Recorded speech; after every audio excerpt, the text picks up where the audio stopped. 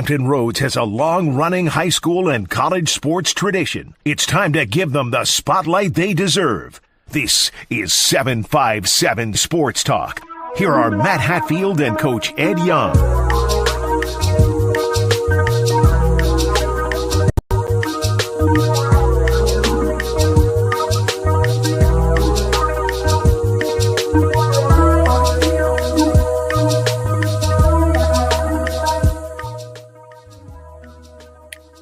Hey, welcome everybody to another episode of 757 Saturday Sports Talk. Like, share, and subscribe to our CoVA Sports TV YouTube channel.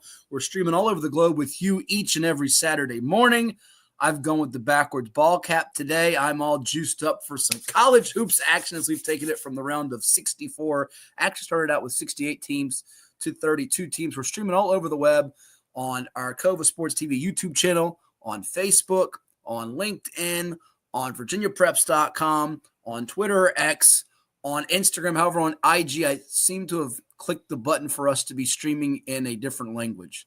So I don't know if they're watching us in German or what they're watching us in, Portuguese, Swedish. I don't know what they're watching us in, but we'll try to get that rectified either later this morning or another weekend because I somehow hit a button as we started, and it's like Ed Young, when you let them get in your buttons, bad things can happen. Bad things can happen. So we've got a jam-packed show, though, and we say, good morning, Edward. How are you? You're shaking your head. You should be happy, smiling. This is your favorite time of year. In terms of the basketball, I'm in heaven. Looking how you're dressed today, you're dancing around your music, I'm in hell. So I'm jumping back and forth between the two places. And by the way, I have my man Chase Myers up there watching. He told me it is in English. So somehow I hit a button, but apparently the way I view it's in a different language. But they can see it and hear it in English. That's all that matters. So thank you, I'm the guy that's not allowed to really touch buttons, but you almost put us in a different language, different country. No, Jack, I have not caught up on any sleep. And big thanks to Jack last week helping us. We did our abbreviated show from the Siegel Center. If you missed that, and in our Sunday Spectacular we did last Sunday where we did our bracket picks and did the wrap up of the state tournament, it's up there on our CoVA Sports TV YouTube channel. And we will also have it up on VirginiaPreps.com for people to go check out and peruse. So there you have it. People can go get their fix on that, and away we go. So Ed, it's a busy time. We got some special guests today. We got Mike DeCourcy, Sporting News, Fox Sports, Big Ten Network is going to talk some college hoops with us about the brackets. He was down in Raleigh yesterday, as were a lot of people, for those matchups, which included, behold, the green and gold falling short against the Gators of Florida, who are mighty, mighty good, the favorite by many to win this tournament. Duke was down there with Cooper Flagg. You saw Woody say, go Duke. He's pulling for the Blue Devils. And some other teams. That exciting UConn game. How good was that game down the stretch? The two-time defending champions ended up surviving and advancing against Oklahoma as they trailed for the first time in the second half of like 11 or 12 games in the NCAA tournament. So I think their win streak is now at 13 as they're rolling. And lots of good things. Hey, look who's chiming in on the YouTube channel. And you know what? We got to give him a shout out because I promised him, unbeknownst to Ed, as Ed's going to shake his head now, I promised him he could come on with us for a segment. I don't know if today's the day, but we're going to get him on for a segment. I'm a man of my word, Raymond, unlike Ed. He's the longtime bookkeeper, statistician extraordinaire for Green Run, Ray Weaver. If you know Ray, his mom, by the way, takes pictures as well, Caroline. He's a Green Run fixture. And I promised him he'd come on for a segment. This was months ago, Ed. I think it was if they would win the state championship. So I have to honor that. He can come on. I can kick you off for a week if we want. And Ray can do the show with me. It doesn't matter to me. But I want to give him a chance to and give him his shine because he is a very valuable. As you know, everybody's a valuable member of these championship teams, whether you're the bookkeeper, the manager, the water bottle person, you name it, because it takes a village, as somebody once said. So I'm glad Ray's watching. Yeah, so Ray, well, you're going to get you're going to get on the show. You are going to get on the show. Look at your the manager from who is it, McNeese State with the big boom box. You know what? We got to. You know what? That's on Kenneth Harris and company to get Ray an NIL deal. That's his responsibility now. He's taking care of the wife, which he put up his nice little tribute yesterday. Folks that follow his Facebook and IG pages. So now he's got to take care of Ray and get Ray some swag and make him famous like that kid. That kid, he's like he got an NIL deal. No joke. Unbelievable. Yeah. Hey, Lynn Burke is on. He is. All I bet right, his bracket has 0 X's on it. I'm just telling you right now, he has no X's on his bracket. I'm Every gonna year, guess. every year, Lynn has an impeccable bracket. Impeccable. No, I'm gonna guess. I'm gonna guess Lynn has missed in the men's. No, he hasn't 3. missed a game. I'm gonna say 3. Lynn, am I right? Lynn You has missed 3. Lynn has never missed a game because he is the best. He doesn't miss games. And that's why we're going to show you, by the way, we did a bracket challenge. And for those who didn't see it, we do have gifts we're going to give away. If you win the bracket this year, by the way, I've taken care of this. We didn't get the management, Mr. Matt Hatfield, who Ed calls the cheapo guy. I took care of the prizes this year. $100 from our friend at Outback Steakhouse, who also helped with the Virginia Preps Classics. So I got to give a little shout out to my man over there. Got to thank, oh gosh, what's my man's name? I'm drawing a blank on his name now. That's not good. My man. Yeah, look at you over there. Mike Gerard.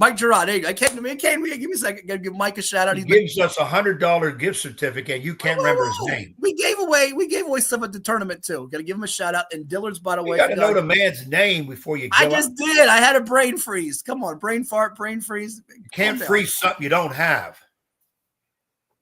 You know what? That's really mean of you to say that. I'm just stating facts. No, it's an opinion. It's not a fact. You know, can't factually prove that I don't have a brain. I got hit up by a lot of people at VCU. We did the States last weekend. Oh, well, we've got one that just chimed in, by the way. Go ahead. Well, when I'm doing my walk back to the hospitality room, to the restroom, people come up to me, hey, man, I don't know how you do it. I was watching you in Hatfield. I don't know how you do it. I said, and see, everybody thinks I'm making stuff up, that I'm being a jokester. I said, I'm being serious. And everybody, man, I prayed for you, man. I don't know how you're doing it. Well, by the way, if you missed those interviews we did, which included Coach Harris of Green Run, Michigan State recruit Jordan Scott, his coach Mike Desmond, Chad Edwards of Spots, who we're going to show here soon, by the way. They have the All-Star game this weekend. Is that at Randolph College tomorrow? You would know this better than I do. That's tomorrow. And I tell you what, the E squad looks real. It does look really good. He's the head of the BCAB, Basketball Coaches Association, and he got a state championship in Class 3 to Chad Edwards, his first ever. So we're happy for Chad. We're happy for Coach Harris. We're happy for Mike Desmond. We're happy for all the state champions. We did reach out to Darnell Dozier of Princess Anne, if he's watching, by the way. We're still trying to get you on the show, Darnell. Darnell's a hard guy to track down. Darnell might have it because so many titles. He might have changed the number because I reached out to him too, got no answer.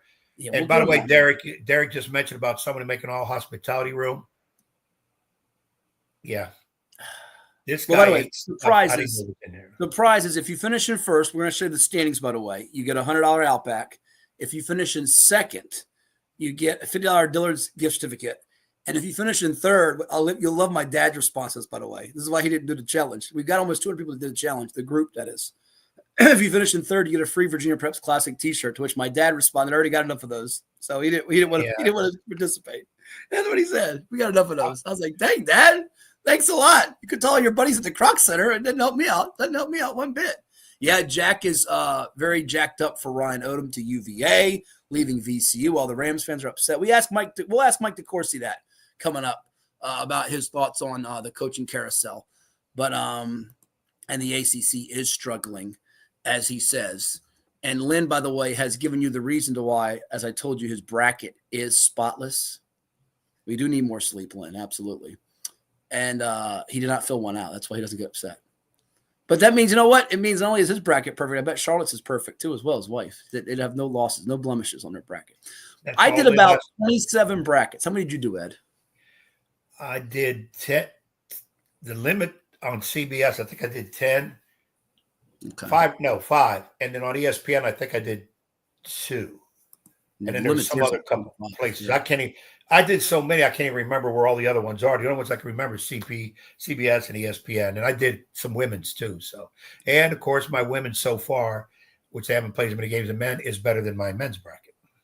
Expected that. Would you like to see the current standings on the CoVA Sports TV bracket challenge group? Yeah, this will be interesting. Because I want to see what Ed's username is. He claims he's at the 99% mark. He claims he's winning this. Well, we're going to find out here in a second as we pull it up on the screen. So big shout out. We got to zoom in on this because it's hard to read. Yeah, I can't. I know. I'm zooming in. Calm down. Don't get your panties in a bunch, or you know what? You don't wear panties. Harrison Montague Med 2 is at the top of the leaderboard with Carly Callen's picks. I wonder if that's not Carly from Kimsville. I have no idea who that is. ESPN fan 6'2", whatever. I don't know who that is. And then you got Dots and Cuts. Well, hold up. Can we hold up? That's you? Stop. Don't think that's you. Don't tell me one of those is you. You don't know who that is. Yeah. I got to find out how I can. They say you can put your own name in there, but that's the one they gave me. ESPN is that you? fan. Yeah, that's you. Me. That's you. You're tied for first. 99.3. No. We can't have you win this thing. It's almost over because I don't really care about them other two, Carly and Harrison. Enjoy while you're up there because I'm rolling. And Lynn, Carly this is why you and Charlotte need to do a bracket to make sure Ed doesn't win this thing. And Carly, I like your picks, but Michigan State has no shot at national. Well, we got some other people. Foley's winners, Custom Phil 2, Taylor Siemens picks, another ESPN fan, Travis, Mel Cricket. A lot of people tied for fourth here. A lot of people. Chad Jackson, Vasichik, and then you go down to 17th. So what is that, like a 13-way tie for fourth? So there you have it. Those are the updated picks. We'll show you again next week where things stand as we go to the Sweet 16 and Elite 8 next weekend on CoVA Sports TV, winding things down. But Ed Young might have a chance to win a prize, which we always shake our head about. Nope, ineligible. You're eligible. You're eligible. You're eligible. No. We're not like the TV and radio stations to make you sign all this legal mumbo jumbo and, If I finish first, the number 2 person can have the number 1. Oh, that's award. Nice of you. That's nice of you. I'm taking myself out of any award. That means you want Dillard's gift card, not the Outback, is what you're trying to say here. No, I don't want any of them. I don't need a T-shirt because I got a few of those too. And I will, if Dad. I finish first or second, I will step aside and let that next person get it. Aren't you such a nice guy? Told you this is what I do. It's like breathing air. It's just second nature to me. You know what though?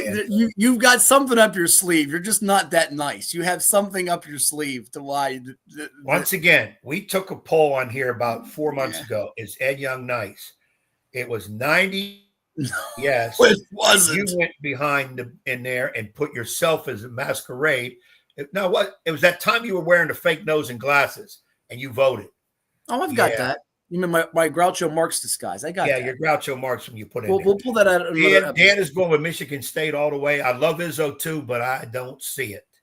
Woody and the natives out there love the Groucho Marx, and they also love the pool. We're going to bring back the pool shenanigans. It's coming. It's almost springtime. I decided to give it a little bit of a rest for a while, but people are waiting for some pool shenanigans. Don't worry.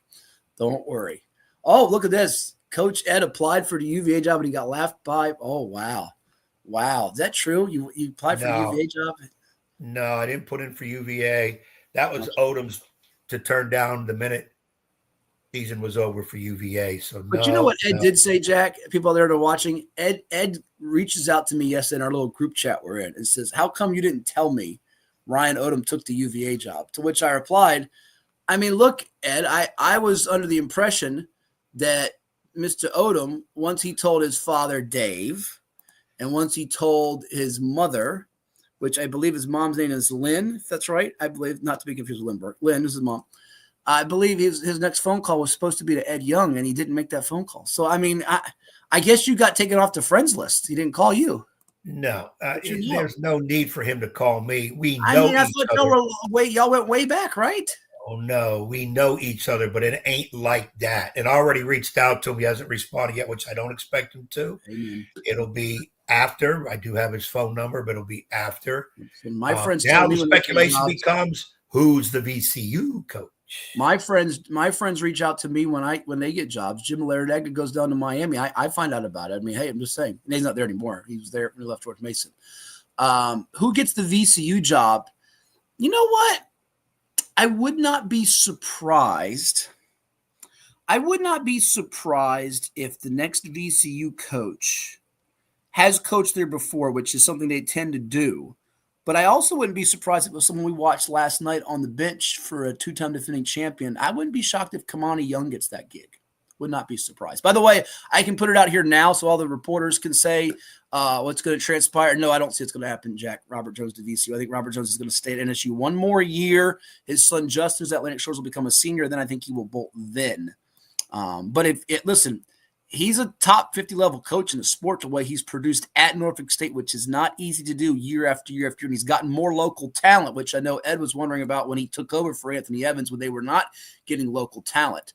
But and I want to also address what's on our ticker right now in a moment here with you in a second. But Takayo, the coach at UNC Wilmington, he's going to South Florida. That I hear is a done deal. It hasn't been reported. And I also hear that the guy at High Point could very well be in play for VCU. Don't be shocked. I would think High Point guy is definitely going to move. And we say High Point guy, Alan Huss, isn't it? Yes, Alan Huss is his name, yeah. Alan Huss. And yes. how about we throw this name for VCU? Go ahead. Richie McKay. Richie, the From guy Liberty? at Liberty, yeah. Yeah, Richie McKay. I don't think I thought for the longest Richie McKay was going to be in play for UVA until the Ryan Odom buzz started, and then that was the hire. But I thought for the longest McKay was going to be that guy. So, we shall see. Another good name for VCU that deserves some consideration. Someone just texted me this one, and he's a good friend of ours. I always say he's the Jason John lookalike. Jason John, you remember him from Colonial Forge that won back-to-back state titles. Now he's coaching at Brook Point. Kyle Getter, I think, could be aligned, if not this year, down the road for a head coaching job. And another name that's going to get a head coaching job, I think, one day, because Will Wade gave him a shout-out. He played for our buddy Bruce Croxton at Benedictine. Vernon Hamilton, former Clemson guard, now an assistant at McNeese State. He's going to be a head coach one day. I'm not sure if it's going to be in the next year or two, but I see him being a head coach one day. Now, in looking at what VCU does, they have promoted assistants in the past that are in the program. This particular time, I feel, is they will not hire an assistant at another program. Now, everybody's got to understand, as this NCAA... It depends who they can get, though. Again, I think Kamani Young is deserving at UConn. He deserves to look at it if everything aligns right. Yeah, I don't see it happening. But then again, stranger things have happened. Yeah. And again, how this works is, as the teams go through the NCAA tournament, if one of these lower level teams gets further and further, that coach becomes instant candidate for every job in the world. Mm-hmm. And the big boys, the 1 seeds, 2 seeds, their top assistant will be candidate. And Campbell just hired the assistant at Florida. Of course, he's still going to stay with Florida throughout the tournament. That's kind of how it happens. Remember a couple years ago, Tobin Anderson takes over at Fairleigh Dickinson when Jack Castleberry went to where Jack? No, you messed up. Let's time out. Okay. Tobin Anderson left Fairleigh Dickinson for Iona after they beat Purdue, which ironically enough, people remember this because I've had numerous people reach out to me about this. You know, Jack Castleberry, son of John Castleberry, longtime sportscaster in our area, radio side, TV side. We had Jack on the show. Remember, we had him on the show before the Purdue game. Next thing you know, they beat Purdue, and then next thing you know, Jack ends up as the next coach at Fairleigh Dickinson. But yes. Tobin now my point to all that was he got dumped at Iona. I just got canned. Can I finish a statement at any time here? Yeah, go ahead. Tobin Anderson was let go at Iona after 2 years. This shows you how dumb some of the college ADs are, or presidents. The kid did a great job at Fairleigh Dickinson, goes to Iona, tough place to win, and 2 years winning record, and gets canned after 2 years. No violations, nothing wrong. He wasn't running around with the college cheerleaders, and he gets canned. And it goes to show you somebody like Iona is going to have it tough because they don't have NIL money like everybody else. And it's I think it was Seth Greenberg said, one of the problems with the ACC this year, a couple guys said this, they did not, Clemson was the biggest one of this. They did not buy into the NIL stuff, the transfer portals and all that. And now we see the ACC with one team left, a strong team in Duke. And now it's like, look, you're going to have to put money into your programs. Now, I can't believe the ACC teams can't get close, if not match, SEC and NIL money. I know the SEC teams almost have a lock on Fort Knox, so to speak. But this goes to show you more and more, if you don't change, you can be in some trouble. But here's the problem, and I'll go back to Iona with Tobin Anderson. Tobin Anderson's a great guy.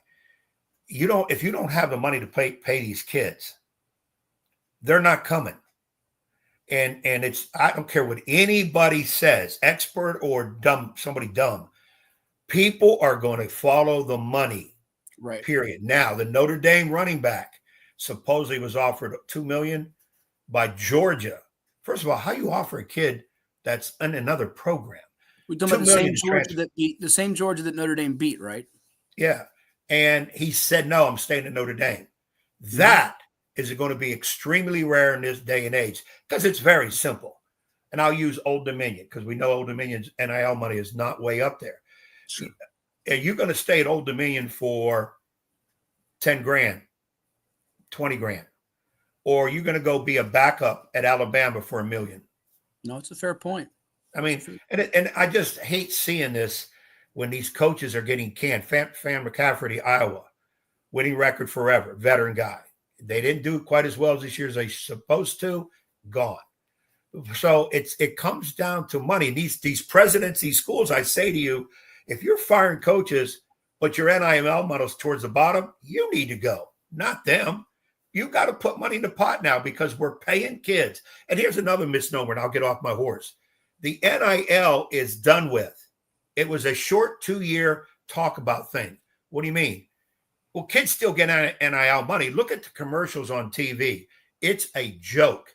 Have you noticed through the NCAA tournament, all the commercials are dealing with kids?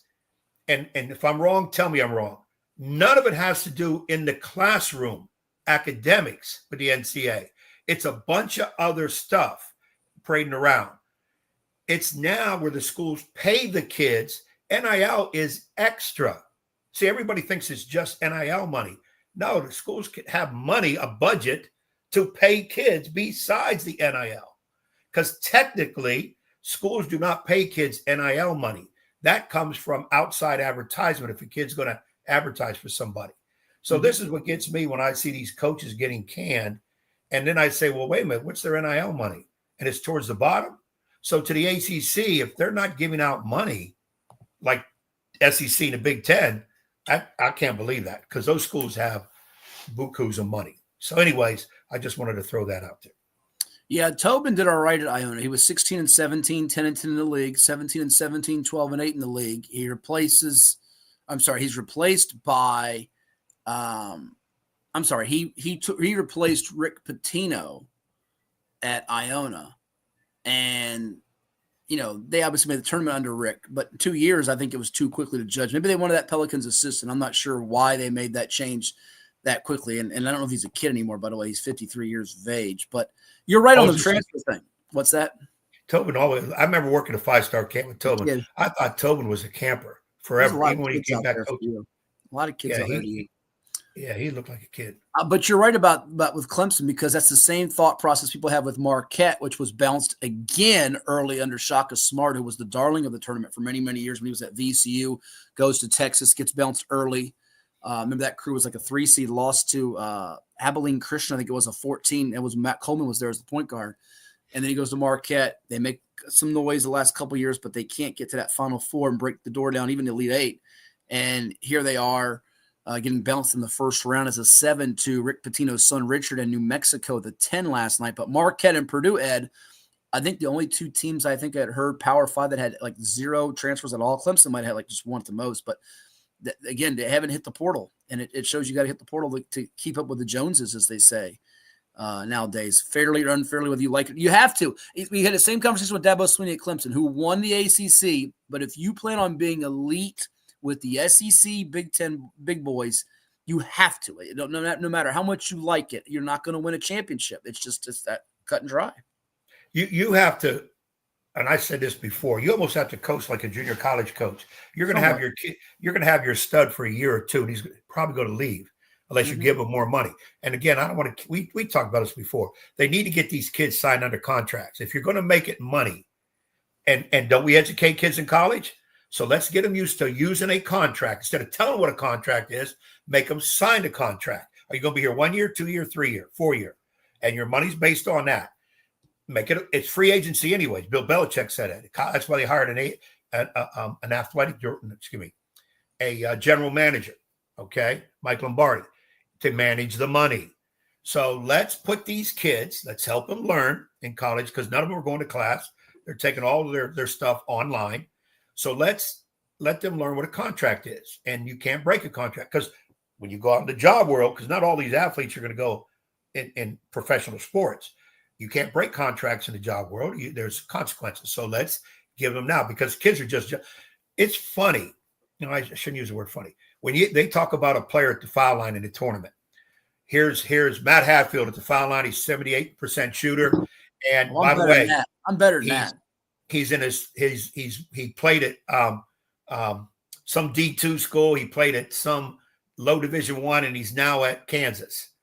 And they're saying this on every kid because it's now part of their resume.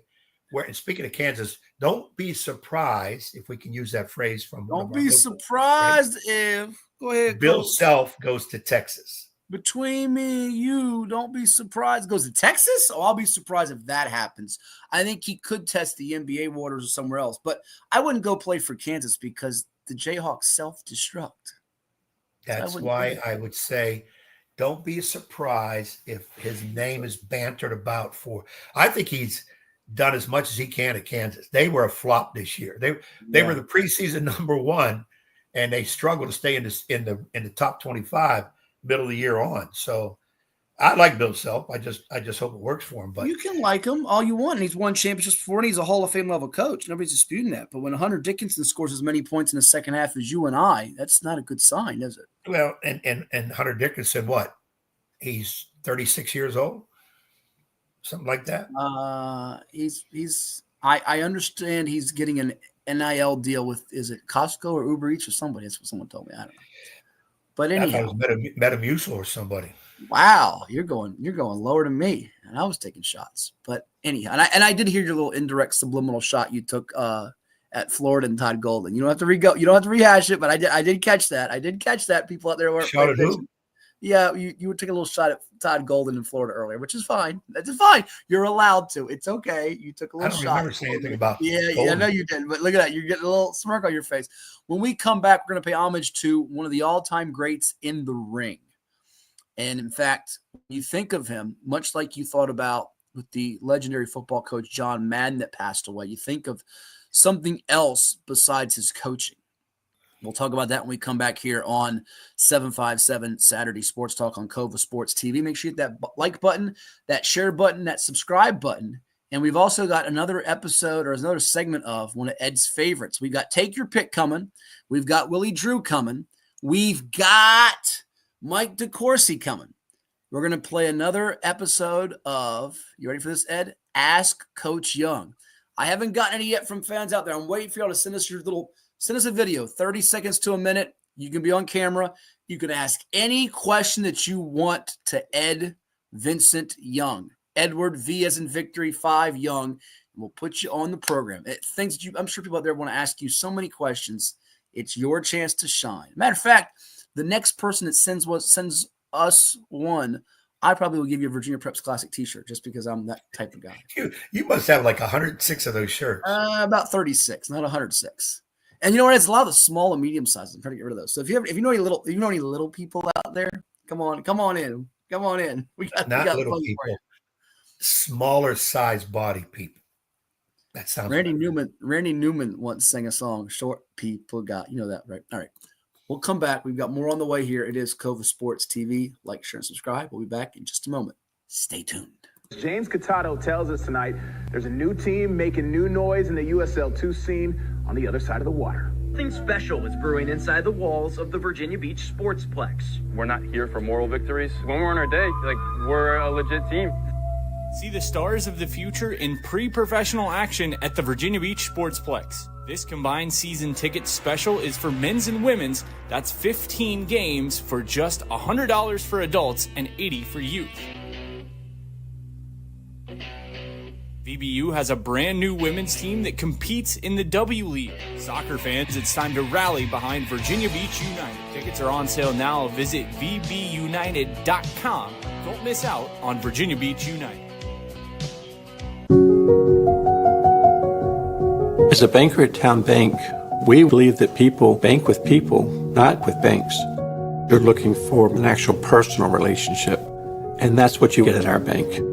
You get that person that gets to know you, gets to know your business, is there for you. I think that is what motivates us, what drives us. And the idea that we are trying to serve others and enrich lives, I think is very true.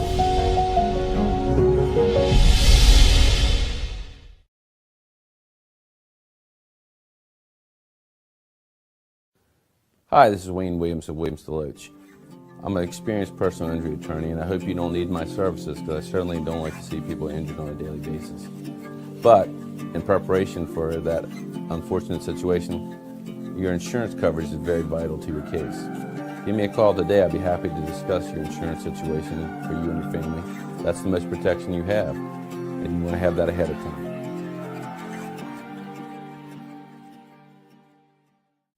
Well, it's everybody's favorite time of year again. Time to prepare to make your annual donation to that infernal revenue service. And if you're like me, you need help. Help to keep that donation as small as possible.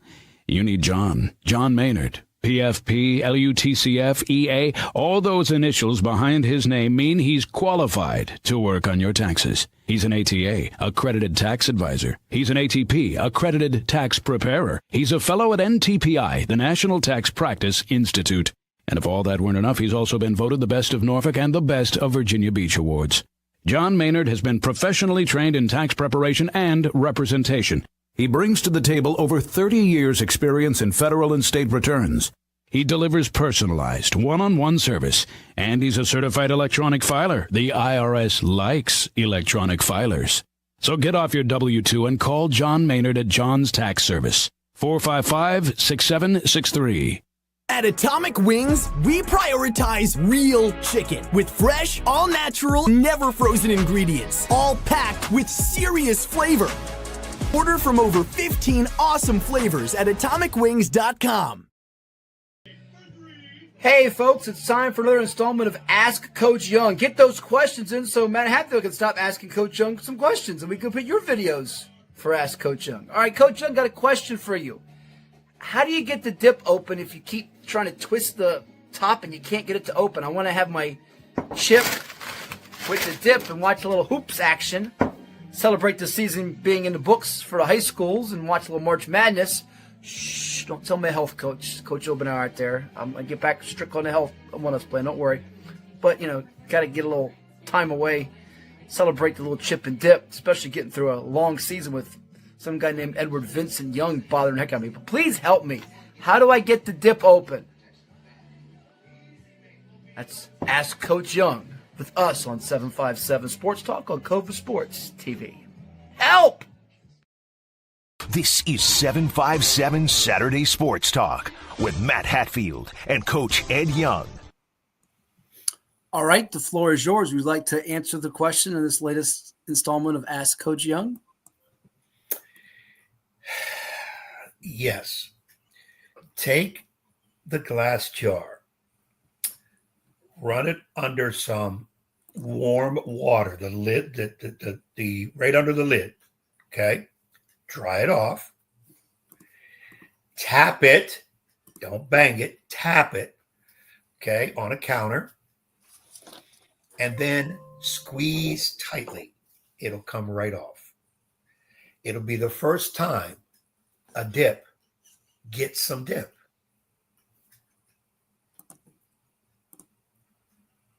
Now that wasn't nice. That was uncalled for. You were doing so well until the very end. So well until the very end. I'm glad I can help. All right, we'll try that during the next commercial break and see if that works. If the glass breaks in your hand, I take no responsibility. Me too, Jack. Me too. And it's not a can, is it? It's a jar. Is it a can or a jar? It's a jar. I guess it's technically a jar, not a can. So, okay, come on, Jack. Wake up now. You're a UVA person. You should know that there's a big difference between can and jar. Hey, Ray's got the same bracket as I do. I have Auburn beating Alabama in the finals. How about that? Although after watching Alabama yesterday against Bob Morris, I'm a little. They had to play Grant and Nelson, otherwise they were going home. Ed, I mean, that was shaky. That was a little too. And by the way, Auburn first half. Auburn in their first half against Alabama State was not showing up. And I'm going to tell you something to Auburn people. If you play like that against Creighton, you're out. Creighton? No, get it right, because I don't want whatchamacallit calling in and complaining. Kelvin Sampson. Yeah, Kelvin. Don't make Kevin Sampson mad. Kelvin Sampson. Ooh, Gonzaga or Gonzaga. Let me tell you something. You wouldn't last 5 minutes with Kelvin Sampson. As many names as you butcher and mispronounce. Oh my God. He went off on that. I was like, why? Why? There's no need to do that. Right. Take a chill pill. 100%. 100%. Take a chill pill. Oh, he destroyed him on. And I think he was wrong on Spokane. He said it's Spokane. Spokane. It's Spokane. It's Spokane. Potato, patata, tomato, tomato, Louisville, Norfolk or Norfolk. Louisville. Is it Norfolk or Norfolk? My gosh, Iron Eagle. By the way, how many times I love Bill Raftery. How many times did Bill Raftery call Iron Eagle Vern yesterday? Did you hear that? I kept count. If you do a drinking game at home, you'll be drunk by the halftime. Let me tell you. Nice play there, Vern. Like, hey, Billy, you're doing a game with Ian, the Birdman. Vern's been gone 10 years there doing the games with you. Vern's a legend. And Ian's great. Not knocking Raftery. We love Raftery. He is. Yeah, because Raftery's a legend too. I noticed it last week during the Big Ten tournament. He called Ian Vern like twice in the first half. I'm like, geez, come on there, Billy. Maybe. And also, shout out to Robert Jones in Norfolk State. Yes. That first 10 minutes, oh my God, I thought it was going to be game over for sure. I mean, it was bad. Then that end of the half run, they went on an 11-0 run and played respectable after that against who many people say is the number one team in the country. Yeah. But they did. And it's just a matter of they have a little bit more than what you have in terms of everything. But Norfolk State, I don't think embarrassed themselves at all. They hung right in there. And the only problem is this is not only of Norfolk State, but I'm going to go back to what I said about 12 minutes ago. You expose your top players to all the world to see. So now they're going to get more offers from the big boys out of the Power Five. That's what's going to end up happening. Hey, I mentioned it earlier, Ed. Before we get back to the basketball, I want to get your quick take on we lost a legend, George Foreman. Big George, 76 years of age, Olympic gold medal, 1968. I think of him of the lean green grilling machine, George Foreman. Certainly he fought and won championship matches. He lost the heavyweight championship to Ali at the age of 25. His matchup, Smoking Joe Frazier, just a bigger than life person who also became an ordained minister. And, it's a lot like John Madden, though, to me. He is the Madden version, the boxing version of Madden to me, because I think they had three separate illustrious impacts in life and careers. The boxing piece, the grilling, the grill machine, which made billions of dollars, not millions, billions, with a B. And then he was a minister. So he touched lives in that way. Like Madden was a coach, a broadcaster, and then this video game like the grilling machine captivated the whole nation. People play that video game. People use that grill. I know growing up, my folks, we use that grill like twice a week, 3 times a week to eat on. But he, in 3 different ways, just an all-time great, and rest in peace. And then, by the way, if you ever watch his interview, I'm sure you can go back on YouTube and find it on Center Stage with Michael Kay, a longtime TV broadcaster of the Yankees. He talked about how he named all his sons George, and then Georgetta with the daughters. So, how do you keep track of all of them? He was just one of a kind. Much like Madden, one of a kind, and we lost an icon. There will never be another George Foreman, no matter how many kids are named George Foreman. Yeah, I think it was you who sent me the text that I first found out that he passed yesterday, and at 76. And my first thing I said to myself was, I was waiting on for another comeback in the boxing field a couple years ago for George. He's one boxer, because a lot of them you can't. He's the one guy you can embrace and you liked, because a lot of boxers take on a persona that they're stone cold killers, so to speak, or whatever. That was not George Foreman. And again, to come back at 45 and win the title, unheard of, and keep winning, unheard of. I don't care who he boxed. It was unheard of. And he was a true icon in many ways, as you just alluded to. And he's one of those celebrity type sport figures that you say, wait a minute, you can't die.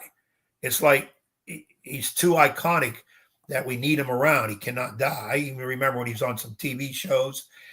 He was a young guy. He was on one of my favorite old shows, Sanford and Son. He was on there, and it was funny. He was really green in terms of acting, but he was on there, and it was tough to hear that. And then, of course, now today you see all the tributes to him, and I'm sure ESPN or somebody will do something big for him also if they haven't already done it this morning.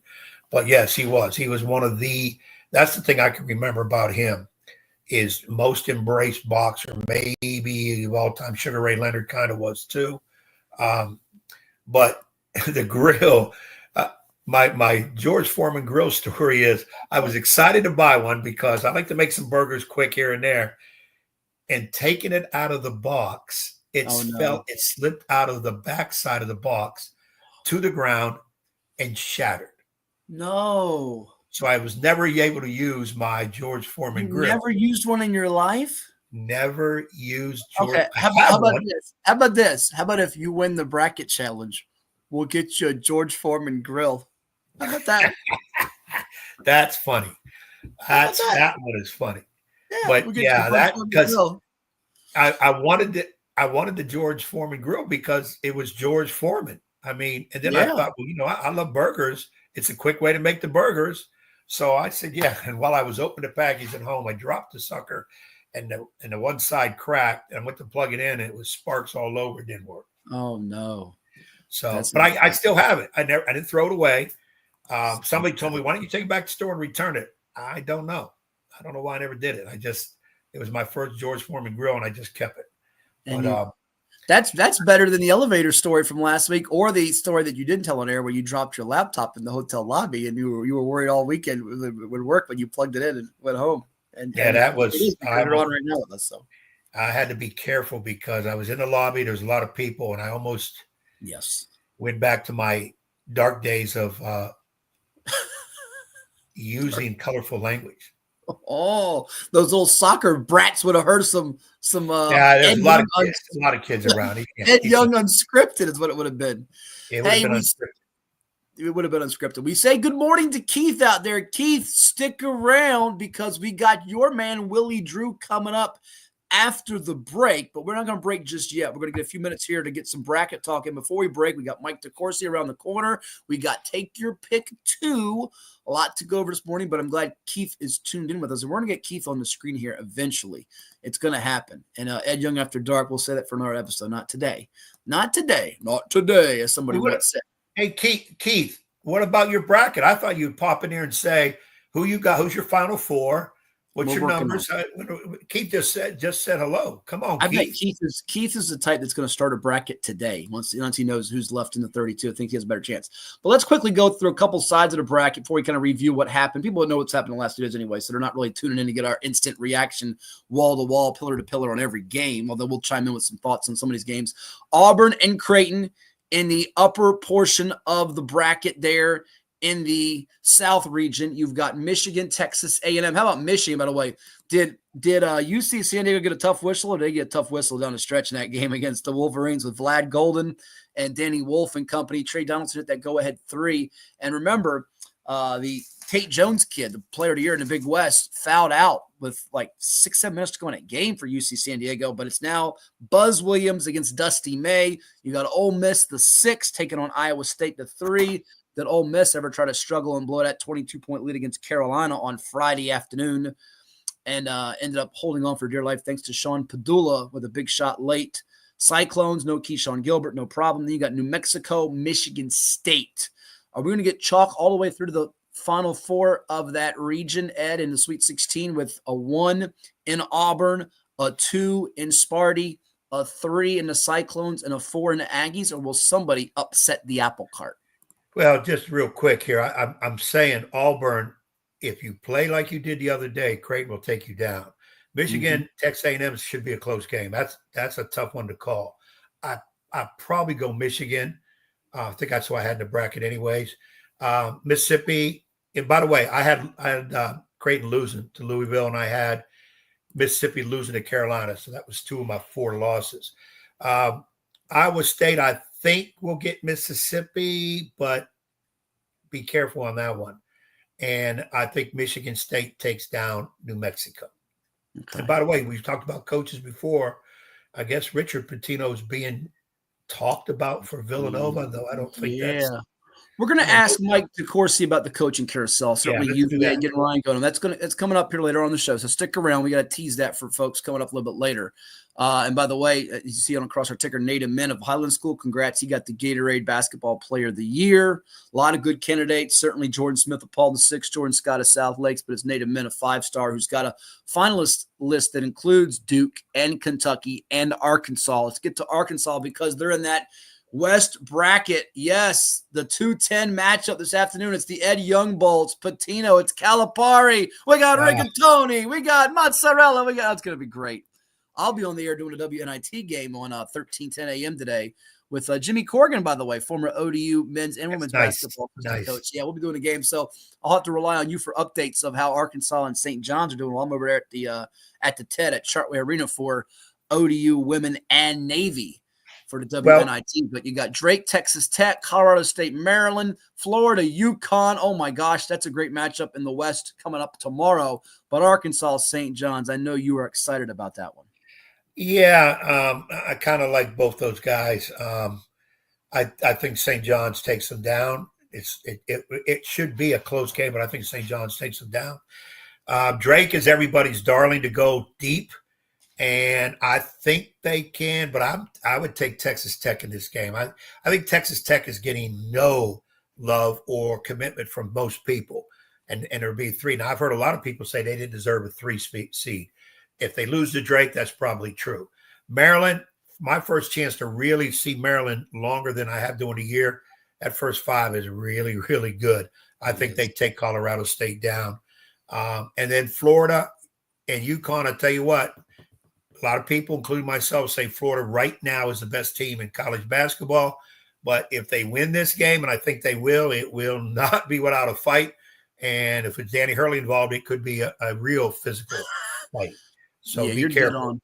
You're dead on at about the 5. Yeah. But that bracket there, I got all those right coming into this round yesterday, but I got a feeling I'm going to lose some today. Don't break your arm, pat yourself on the back there, gloating. But you're right about that 5 with Selton, Miguel, Julian Reese, Derek Queen, Rodney Rice, and Colin Gillespie for the Terps. Do worry about the bench. The one thing I look at,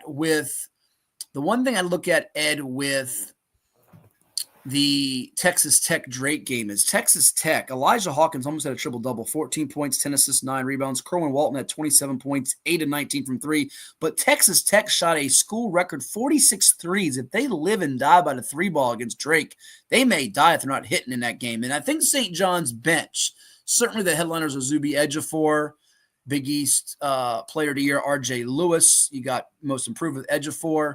But Pitino's second unit, I think, can give them a jolt against an Arkansas team that's had some injuries, some guys in and out of the lineup, Boogie Flan, Adu Thero. They've not all been 100% healthy lately. They got to get monster games from DeJuan Wagner and Big Z inside. Now, I will say this. That game is, to me, doesn't it have written all over it? Arkansas's got a double-digit lead and St. John's storms back to win. I mean, that's been St. John's MO to get down and have these second-half comebacks, hellacious comebacks.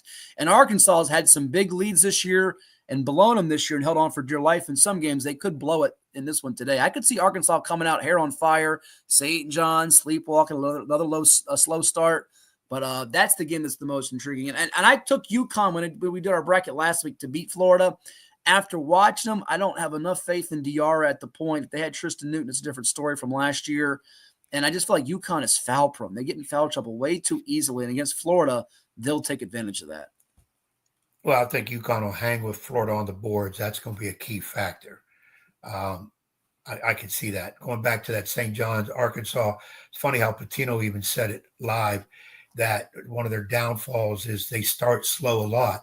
And they're not a great, as a lot of people say, they're not a great three-point shooting team, even though lately they've shot the ball well. How about this Midwest portion? We go all the way down, not up. Houston, Gonzaga. I've been looking forward to this showdown. It's going to be a fun one. Kelvin Sampson against Graham Ike Nembhard and the Zags. McNeese State Purdue. I'm calling for it right now, Ed. I think McNeese is going to take out Purdue. I think they're for real. I know Will Wade is off to NC State, but I just don't trust Purdue. I know Braden Smith's Big Ten Player of the Year. Trey Kaufman-Renn was an honorable mention All-American. I think Purdue's going to be in for a fight. Illinois, Kentucky. Brett Underwood's team against Kentucky, which played well against Troy, the Sun Belt champ. Yakachonis, terrific for Illinois. He's a triple-double level guy, lottery pick level guy. I like the Illini there. And then UCLA, Tennessee. You know, Chaz Lanier, you talk about pure strokes in the tournament. He has one of the best-looking shots. Zakai Ziegler's an assist machine. He broke Dane Bradshaw's school record from the tournament from decades ago. UCLA, though, Mick Cronin's team, say what you want about Mick Cronin, and I did last Sunday night, by the way. Mick Cronin's teams play hard, and they make this a rock fight with Tennessee. Yes, I think, ever since Mick threw his team under the bus earlier in the year, middle of the season, this might be where they can get hot. But I'm going to be honest, in that bracket right there, if you said to me which one of these is a sure win for somebody, I would take Tennessee over UCLA. Them other three, not going to be surprised if the underdog wins. I didn't think I would say that about McNeese. I had Clemson winning. I'd actually had Clemson winning 2 rounds. They're the ones that screwed me the most. But watching McNeese State, they're way better than I thought. I didn't see them doing a regular season. Way better than I thought. Purdue sometimes makes you scratch your head as to even why they're in it. I could see McNeese State winning it. And Houston, there's a whole lot of people are picking Gonzaga to beat them, and they think it's the wrong type of opponent for Houston. So it's going to be interesting. And Illinois, I have Kentucky winning this, but I got a feeling Illinois is going to be that type of team that may get hot. Remember, beginning of the year, they looked really good. And then all of a sudden they just stumbled. And now all of a sudden they're getting hot again. So watch out for Illinois upsetting Kentucky. Is it Illinois or Illinois? They're going to make noise is what you're saying. I like to kind of go back and forth. And the East bracket, before we take a time out and bring in Willie Drew to come on the program and take a little quick hiatus from basketball and get back to it with Mike DeCourcy later on in the program. You got Duke, you got Baylor, you got Jeremy Roach against his old school here, Ed. That's intriguing. You got Oregon and Arizona, former Pac-12 rivals now in the Big Ten, or the Ducks. The Wildcats in the Big 12. We'll see if Oregon's all they're cracked up to be. But ding. Jackson Shelstead sure was shooting the ball. They have Caleb Love, who can be feast or famine, hot or cold, shooting the rock.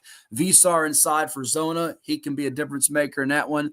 BYU, Wisconsin. I've told you this before. This is one of the games I was looking forward to having in this matchup. Yegor Demon, if you haven't watched him yet, folks, he is one of the best pure passers in the entire tourney, bar none. And St. Mary's, Alabama. Can Mark Sears, Grant Nelson get Nate Oates' team back to the Sweet 16? They made it to the Final Four last year and fell to eventual national champion UConn. St. Mary's, though, even if they don't hit the three-point shot, you know one thing about Coach Bennett's teams. Randy Bennett's team's they're going to be ready to go, and they're going to be physical in the paint. They're going to make it a war down low. Marshallonis, Mitchell Saxon. That game's interesting. It's not the most glossy, sexiest of matchups, but BYU, Wisconsin, the one I like the most in that field. What about you? Yeah, I look at this one. This was another one where my brackets were perfect yesterday. I still think Duke is the standout team here. And you're right. BYU, Wisconsin game, must see. I think St. Mary's, Bama. I really like St. Mary's, though. I'm going with Bama. And I'm going to give Wisconsin a slight edge over BYU. But BYU is a team from the middle of the year on. I've loved it, and I thought that they're a team that can get to the Elite Eight. Arizona, Oregon could be whoever has the ball last wins. I'm going to lean towards Arizona, but Oregon could put some points on the board. But, yeah, there's the BYU-Wisconsin matchup should be dandy. These games, all the games here except I don't think Baylor has enough. I mean, they barely survived Mississippi State. I don't think Baylor has enough to take down Duke. VJ Edgecombe can play, though. Have you watched him? He's a tremendous freshman for them. Yeah, I agree. I agree with that. I just don't think overall, I guess Cooper Flagg is 100% now, and that would be my question. I thought he would sit first game against Mount St. Mary's. And by the way, Mount St. Mary's, hats off to Donnie Lynn.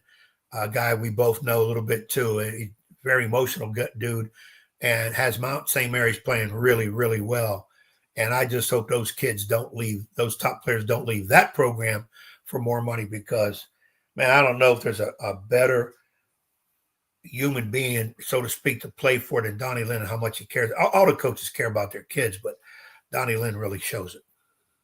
Yeah, he does. Had his son with him, and that was a pretty sweet picture of things during the NCAA tournament. They won their first 4 game against American, and there they are moving on to the round of 64, where Duke just got the better of him. Just too much talent in that one there. And he did it without Mr. Pacheco, Carmelo Pacheco, older brother of Cam Pacheco, who we watched last week for Spotswood, make some noise and win a state championship for the Trailblazers under Coach Chad Edwards.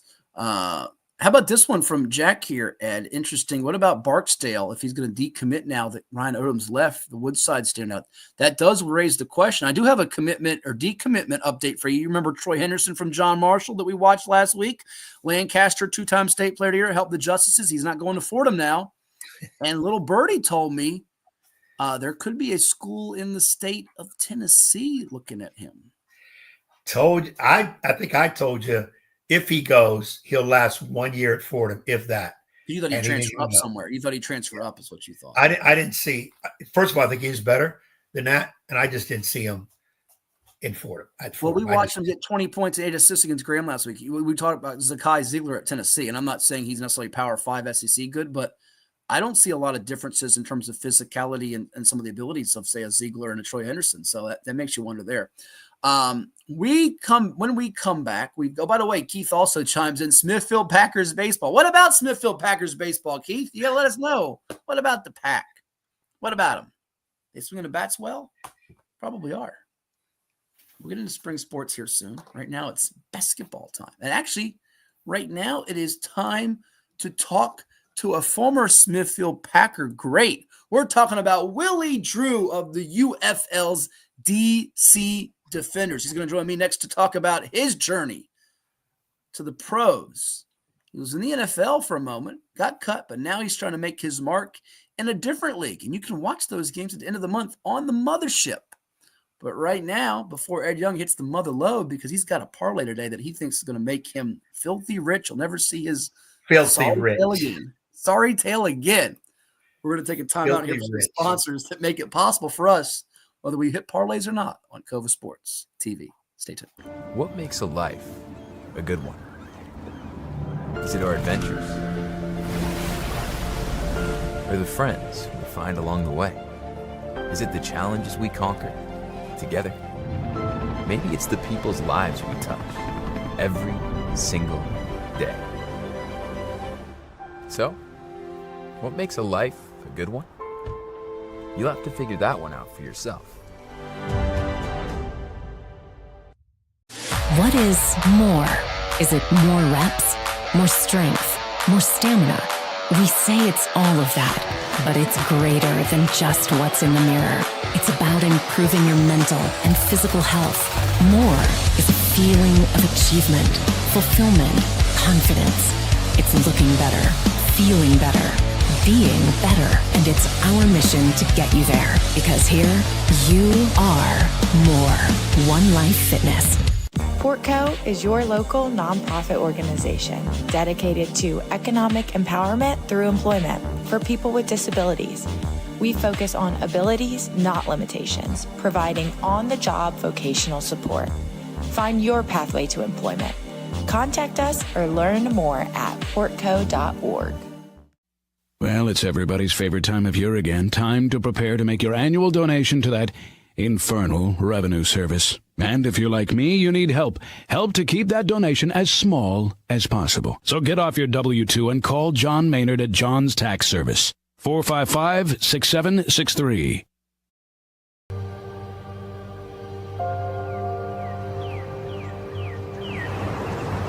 At Rush Soccer, our love of the game and the community we create doesn't stop when we leave the pitch or when the season ends. We are more than an individual player, team, club, or league. We are a truly global community of athletes, parents, coaches, professionals, and fans. We believe that youth sports and the pathway to a lifelong love of soccer have the power to form deep, meaningful connections that will fundamentally shape our players and those in our community. We believe that what we feel is the key to what we can achieve. Feel the pride. Feel the confidence. Feel the legacy. Feel the connection. Feel the trust. Feel the acceptance. Feel the purpose. Feel the difference. Feel the rush.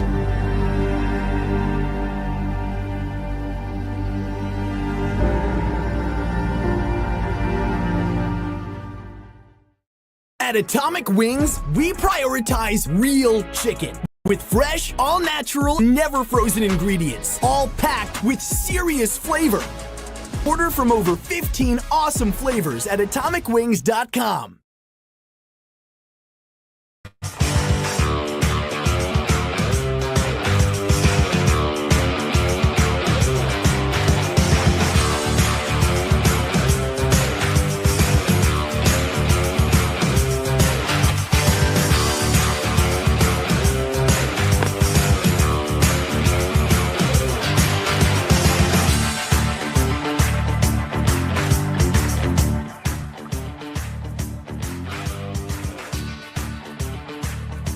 And welcome you back to 757 Sports Talk, powered by CoVA Sports TV. Like, share, and subscribe to our YouTube channel. We're joined by a special guest. He starred in the 757 once upon a time at Smithfield High School, and now he is doing it up big in the professional ranks with the United Football League, the UFL. He's a member of the DC Defenders. He actually played his college football, also in-state, first at James Madison and then at Virginia State. We say hello and welcome to Willie Drew. Willie, long time no chat. You're getting ready for the pro journey. How's life been treating you? Man, life's been a blessing, man. I can't complain at all. Enjoying the journey. Well, let's dig into it. Obviously, people from the 757 know you from your journey with the Smithfield Packers, and now you're a professional playing defensive back. For you, describe your level of excitement for this new opportunity to play at the pro level and do it in front of thousands and thousands across the world. I mean, man, just the opportunity just to say that I'm a pro player is a blessing in itself. I'm super excited for this opportunity to show, to showcase myself and just to show that I can play with these guys. Take me back to, it all started for you in the 757 from your days at Smithfield High School. You were known as a do-it-all type of athlete who played quarterback in various spots, and the Packers are no strangers to this. Yourself, Chris Pierce, who's been obviously a big-time player. As a corner now in the UFL, what are your qualities as a player that you feel can set you apart and make you successful? Some of my qualities that I feel like separate me is just my ball skills. Being a ball hawk at corner, you know what I'm saying, you have to be able to, you know what I'm saying, make game-changing plays sometimes. So I feel like me catching interceptions is a key part of my game. Is there a moment that you kind of pinch yourself and say that was a defining point in my journey here, being in high school, before you got to high school, college, and leading you up to the end of your collegiate career, where you say, wow, I kind of did it? Take me kind of to that point where you realize that, all right, I can do something special at the highest of levels and be a pro. It was a dream since I was a kid, man. So just staying steadfast to my dream and keep working hard. If you work, you know what I'm saying, you can achieve anything you want to in life. So just looking at it from a kid to making it happen, it's just overall, looking back over the journey, it just took a lot of hard work, and you know what I'm saying, that's what it takes to get here. For sure. Now, what's been the most rewarding part of the journey for you to go the way you have? Again, Bay Rivers District High School, you don't get maybe the limelight attention that some of these schools, around the 757 do, to the Division II ranks. You obviously started off at James Madison, but you go D2 after your time at JMU to Virginia State playing college football, chance to be in NFL, and now the UFL. What's been the most satisfying part of it for you and rewarding? I just say just making it, honestly, to the NFL. But my goal is to get back and, you know what I'm saying, and stay in a little longer than what I was. I say the most rewarding part is just kind of achieving my goal in a sense. I got a taste of it a little bit, but now it's just like it's just motivation to get back. So I say just making it, you know what I'm saying? Through all the ups and downs through my journey, God just, you know what I'm saying, continue to bless me to get to where I am. We're chatting with Willie Drew, who's one of the best to do it at Smithfield High School. His first game as a senior, he set a school and Bay Rivers district record, throwing for 388 yards, 4 touchdowns on 21 completions. Also did it on defense with 50 tackles, 5 interceptions.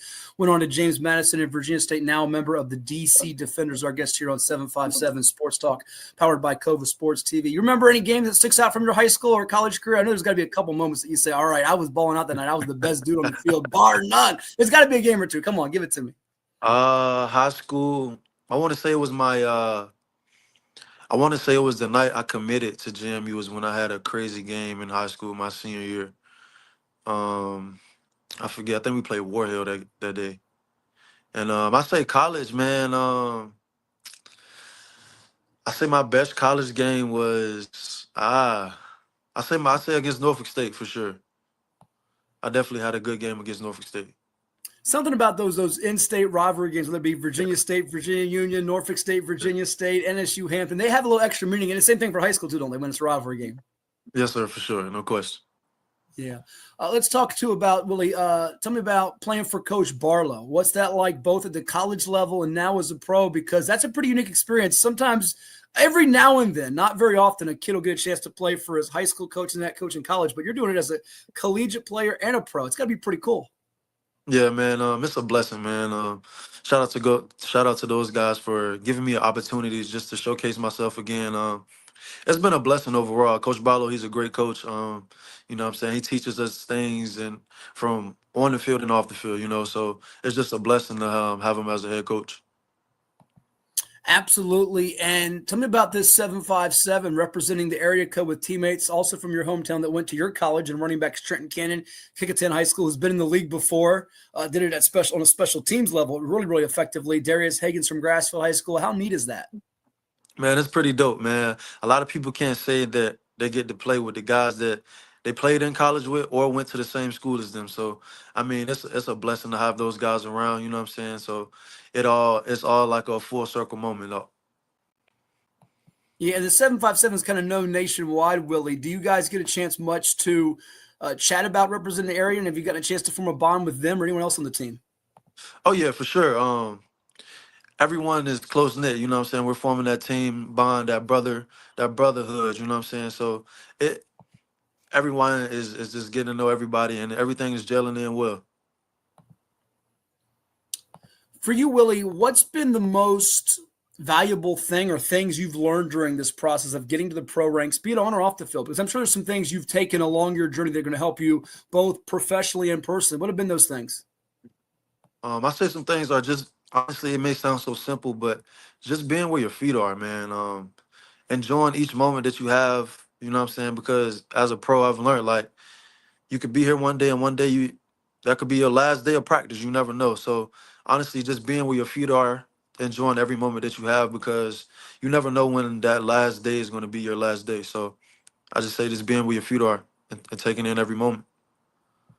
Absolutely. Now you go from Smithfield to JMU to Virginia State. You get picked up by the Carolina Panthers. Now you're with the DC Defenders of the UFL. How different is this league for folks that haven't watched it from, obviously used to be the XFL. What's different from this league than the NFL and other brands of football? How would you kind of break it down for the common person who's going to get that clicker coming up? I think the first game is on March the 30th against the Birmingham Stallions. They can watch at 12 noon Eastern on ESPN. There will be some Smithfield fans who tune into our show, and we'll pick it up and watch Willie Drew. What are they going to be looking for, and how different is this league? How unique is it?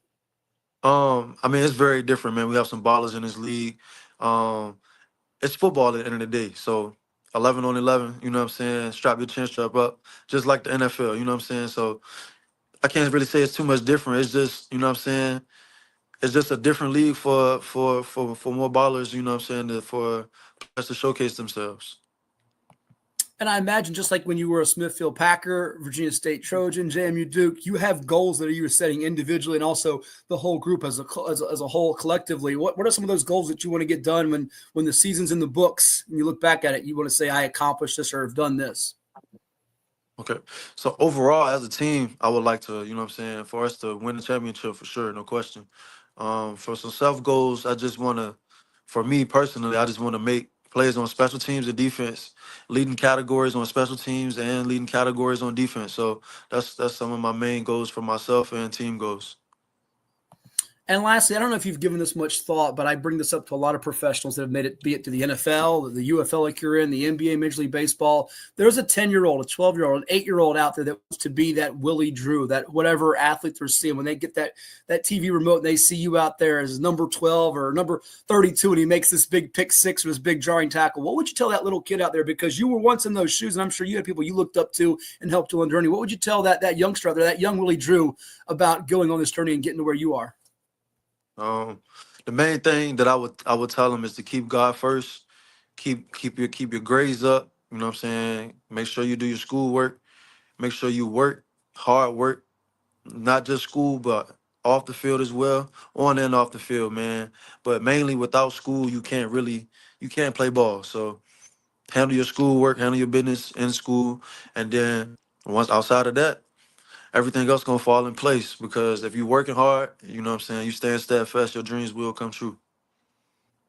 You heard it from the 757's finest, Willie Drew Jr. His team will be in action, DC Defenders, coming up March 30th against the Birmingham Stallions on ESPN, 12 noon Eastern. They also have matchups with Memphis Showboats, St. Louis Battlehawks, and San Antonio Brahmas in the days to follow in the month of April. We'll be watching your journey all the way, Willie. We're rooting for you back here in the 757. All the best to you. Thanks for the time today, and go ball out. Yes, sir. Thank you for this opportunity, man. I appreciate you.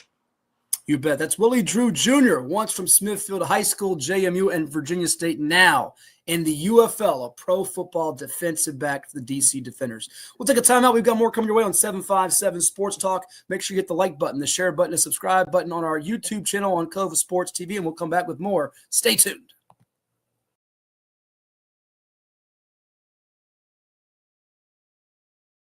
Did you know that the minimum limits in Virginia are $30,000? $30,000 is a lot of money on an individual basis, but if you're involved in a personal injury matter, that's not enough. Here at Williams-Deloach, we're happy to provide a consultation on the amount of coverage you have in your vehicle. It can be confusing. Not many people understand it. You know you need to have it, but do you have enough? Give us a call today at 757-547-5555 so we can help you prepare in the case of an automobile accident or any other personal injury matter that you or your family may find yourself in.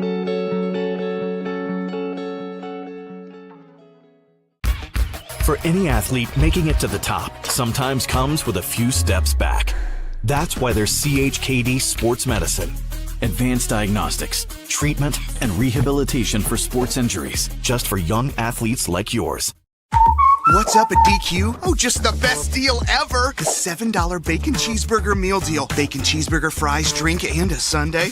No time to be modest. It's all full size for just $7 right now at DQ. Happy tastes good.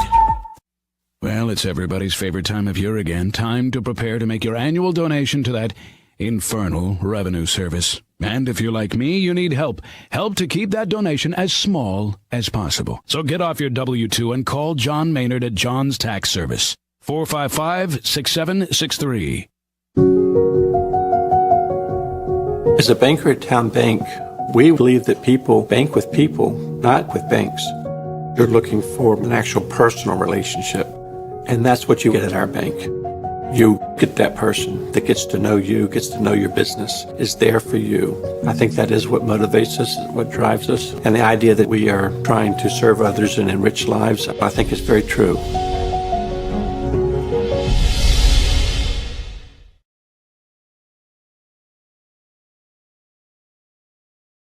What makes a life a good one? Is it our adventures? Or the friends we find along the way? Is it the challenges we conquer together? Maybe it's the people's lives we touch every single day. So, what makes a life a good one? You'll have to figure that one out for yourself. After more than 50 years of innovation, AstroTurf still leads the way. The inventor of artificial turf does it all, right here in the USA. We engineer, test, manufacture, and install the world's most innovative fibers and turf technologies, with over 30,000 tracks and fields worldwide. AstroTurf, Powered by Sport Group. Hey, guess what, folks? We got an exciting update. Top is off. Dip is open. You know what that means? 3 scoops and a winner chicken dinner for yours truly. Oh, yeah, look at this.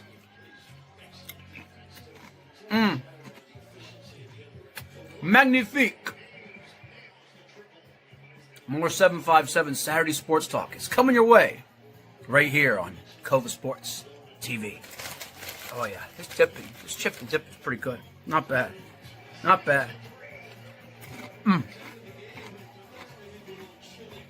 This is 757 Saturday Sports Talk. Here are Matt Hatfield and Coach Ed Young.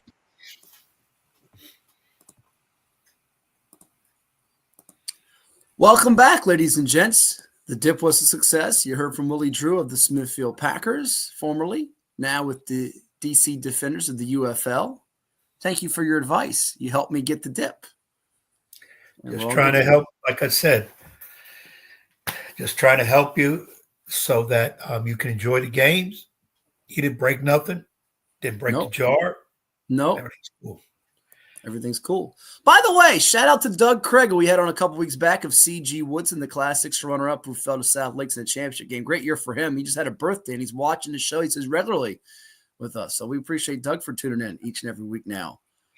I just need to know, has he shaved yet? He probably has. We'll probably have to get some pictures sent in after the Yeah, we're gonna have to see if the beast has gone back to normal. And but you didn't get crowd surfed, which I said no matter whether Woodson, and by the way, both fan bases. You know what? I'm gonna upset some people with this statement. There were a lot of good fan bases throughout the week. Atlee's was probably the best, bar none. Albemarle's might have been the second best, bar none. But in terms of one game alone, combined, best fan bases together might have been Woodson and South Lakes, because they, as we got just to call that on the NFHS network, they kind of gave it back to each other and good-natured banters back and forth with the free throw shooting each side.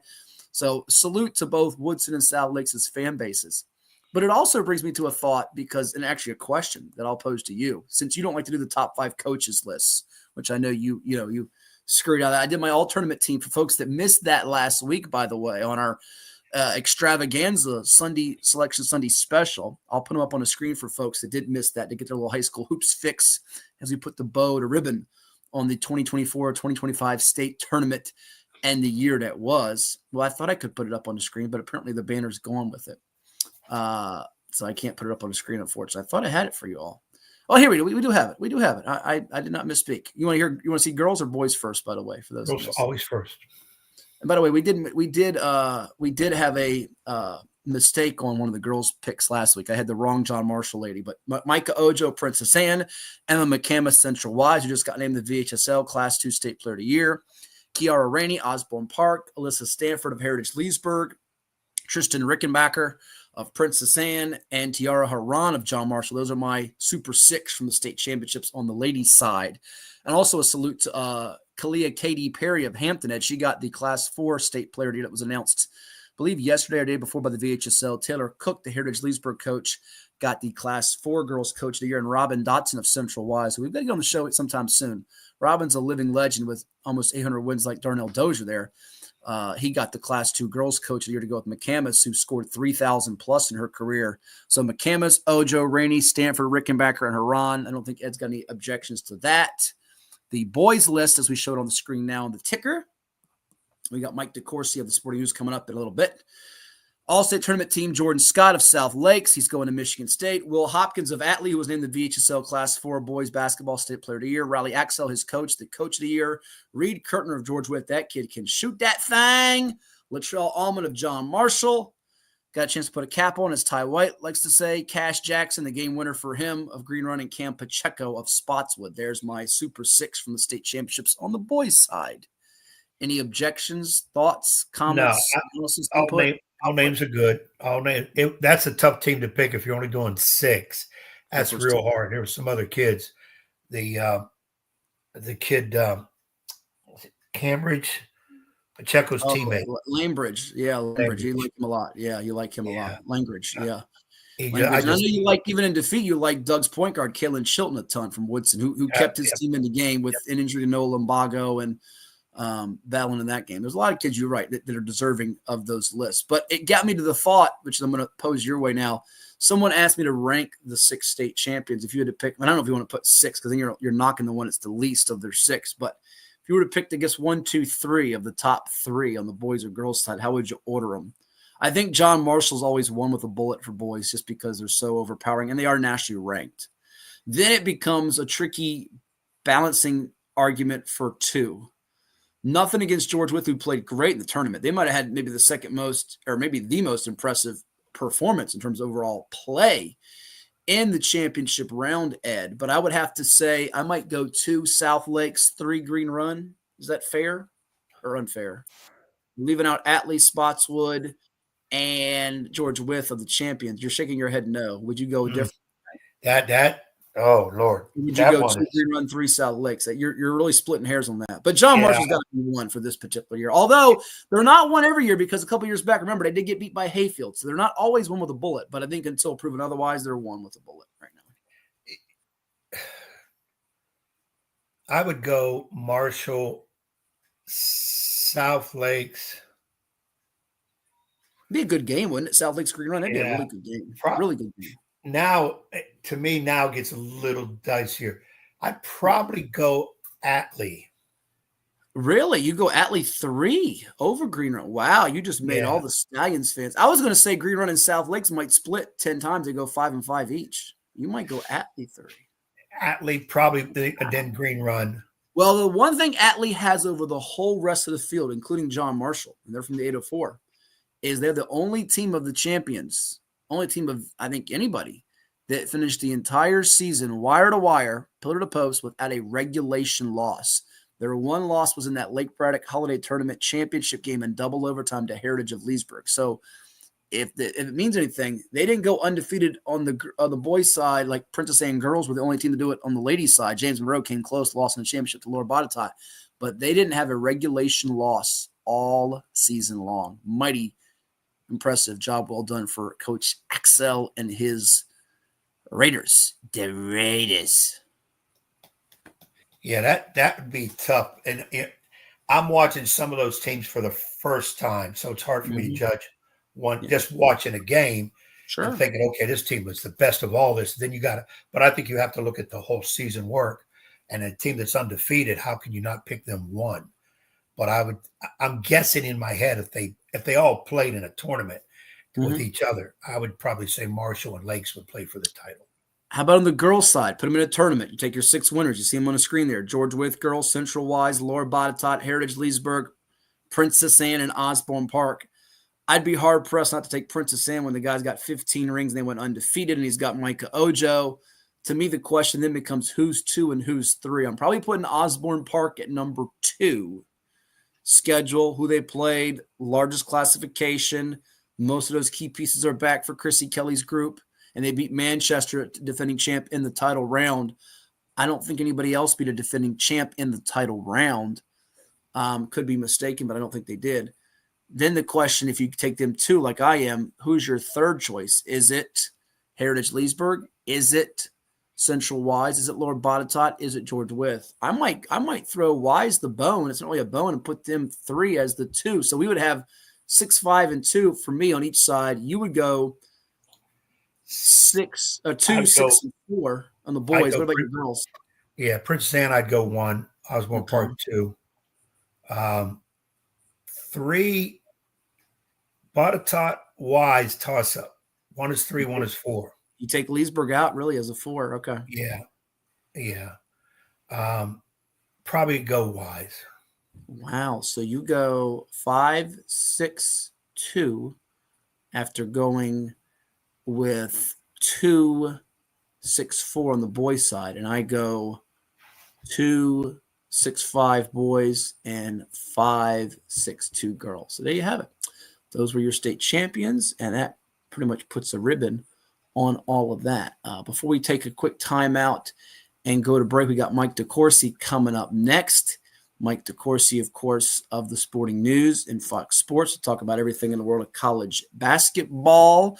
We've got Take Your Pick coming up in a little bit, too. We'll do that after we finish up with Mike DeCourcy. Ed, so we got 5 burning questions to get your perspective, your opinion, your thoughts on what's been your favorite game or moment of the NCAA basketball tournament through 2 days plus the 2 days of first 4 action. What's been your favorite? You got one moment, as I know you look at your mobile device over there to see if your parlay is going to hit later today. What's been your favorite moment? You know what? I haven't really given thought to that. I've been watching all the games. Now, do you do what I do? Do you have a sticky note on your TV that tells you what channels TBS, TNT, True TV, and CBS are? Because I can't keep up with them if I don't do that. No, I have my computer open with the schedule on it in line, in order. I just glance at that real quick. Boom, hit the TV. I actually had the TV in 4, divided into 4 split screen. Oh, you went quad box. Look at you. Yeah, I don't know how I did it. I did it by mistake. I was trying to get 2, and then I thought, wait a minute, I could do 4 on mine on the Fire Stick. So let me try it. Somehow I got it, and then trying to be Mr. Know-it-all, I hit another button to kind of enlarge it and lost it. Now I don't know how to get back to having all 4 on it, because that would be the thing to do, is because I think it's 4 networks, so I could have had all 4 at the same time. Been perfect. Well, you don't have to worry about it as much today because I think it's CBS, and then it takes. Matter of fact, I can, before we get to Mike DeCourcy, I can put it up on our screen for those that want to see it here. We have the game schedule. Times. Yeah, there you go. There's your game schedule, ladies and gents. And DeCourcy's coming up next, so stay tuned, folks. There it is. You got McNeese, Purdue with Lapis, Catalan, and Washburn on the call, and they take it again from Providence with Arkansas, Arkansas, and St. Johnny's. Michigan, A&M from Denver with Brendan Haywood, who's not a fan of Michigan, by the way. If you watch the broadcast, it did take you about 5 minutes to figure that out. Dana Jacobson is. She's a Michigan grad, so it balances itself out with Brad Nessler, a.k.a. Chuck Woolery's twin. Chuck Woolery, rest in peace. Tom McCarthy, Debbie Antonelli, Steve Smith, A.J. Ross have you in Wichita with it's Drake in Texas Tech. I don't know why UNCW is stuck in the graphic there. And then you got Creighton, Auburn, BYU, Wisconsin, Gonzaga, not Gonzaga, and Houston with Kelvin Sampson's Cougars. And the night concludes with UCLA, Tennessee from Lexington with Jim Jackson, who, by the way, might be the best analyst of the bunch. I know you're partial to Lapis, who's really, really good. Jim Jackson is sharp on these games with Brian Anderson, B.A., and Ali LaForce on the call there on Saturday today. And your matchups for Sunday starts off in Raleigh, UConn, Florida with Minutemen, Bill Raftery, Grant Hill, Ian Eagle, and Tracy Wolfson. Baylor Duke follows it. Illinois, Kentucky with the soon-to-be Virginia Sports Hall of Famer Dan Bonner, Stan Van Gundy, not to be confused with Ron Jeremy, Kevin Harlan, and Lauren Shahadi on the sideline. Spiro Ditas, Jim Spanarkel, and John Rothstein, who hasn't learned to text me back. Got St. Mary's, Alabama, Colorado State, Maryland, Ole Miss, Iowa State, New Mexico, Michigan State, and Oregon, Arizona. But see, you don't have to have the quad box open, Ed, because you can just kind of wait. You might need a trio or a double or a quad on the evening sessions. But for today and tomorrow, it's not as tricky for you to dance that dance. Yeah, that'd be the only question I might have.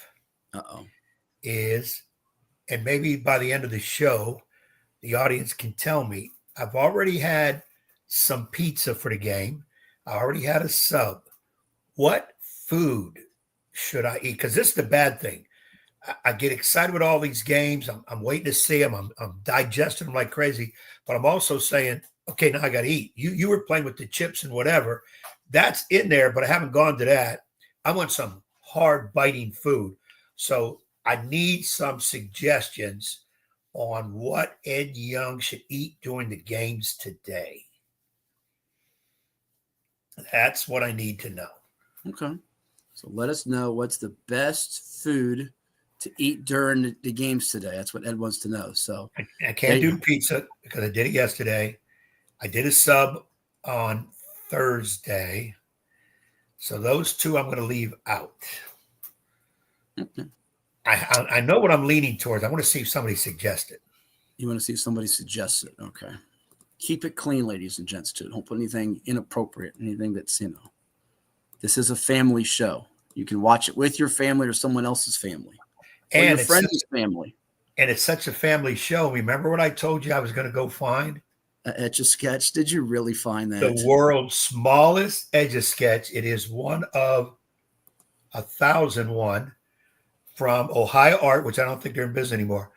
I found, and it works. I don't know if you can see. Yeah, it does work. It does work. Yep, there's a line. There's a line. This thing used to keep me amazed. I used to get in trouble. My mom sent me to the room after I got my butt whooped, and I would mess with this. Yeah. So I got the Etch-a-Sketch. I got the Play-Doh. So I've got to come up with some more toys. Derek says spaghetti. Spaghetti and meatballs. You got to have some spaghetti, rigatoni, mozzarella, lasagna. You know what? Calipari today. I might have that when Arkansas plays St. John's. We're going to ask Mike DeCourcy, Sporting News, Fox Sports, Big Ten Network, when we come back about Calipari Patino. I bet he's got an interesting story from his past with those two. The Italian Bowl, and Ed Young's going to be sitting there. He's going to get dressed up, folks, in his Rick Pitino white suit to watch this game at 2:00 today. He's going to because if I eat spaghetti, I'll get it all over the suit. Your white suit will become the red Santa Claus suit. And I already have the red one. That's right. More's coming your way right here on 757 Saturday Sports Talk, powered by CoVA Sports TV. And you're going to hear from some Chicho's Pizza, too. For any athlete, making it to the top sometimes comes with a few steps back.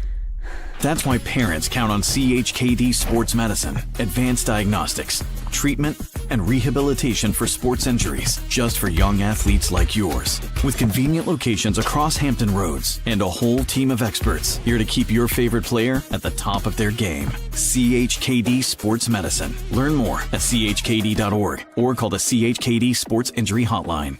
CoVA Painting. We don't just paint, we transform spaces. Visit covapainting.com or call 757-550-7357 and mention the Sportsplex for 10% off of projects over $1,000.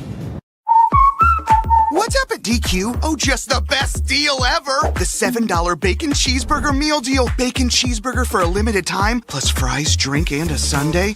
Yeah, this is not the time to be modest. It's all full size for just $7. And there's bacon on that burger. The $7 Bacon Cheeseburger Meal Deal. Now, for a limited time on the $7 Meal Deal lineup. Only at DQ. Happy tastes good. What does happiness mean to you? Being in the ocean with you, watching you catch super fun waves. In Virginia Beach, happiness is breaking barriers and savoring the sunshine. I couldn't pick a better place or a better person to be with. This is what makes me happy. Happiness is going all out. And taking it all in. Here, happiness is whatever you make it. Find yours in Virginia Beach.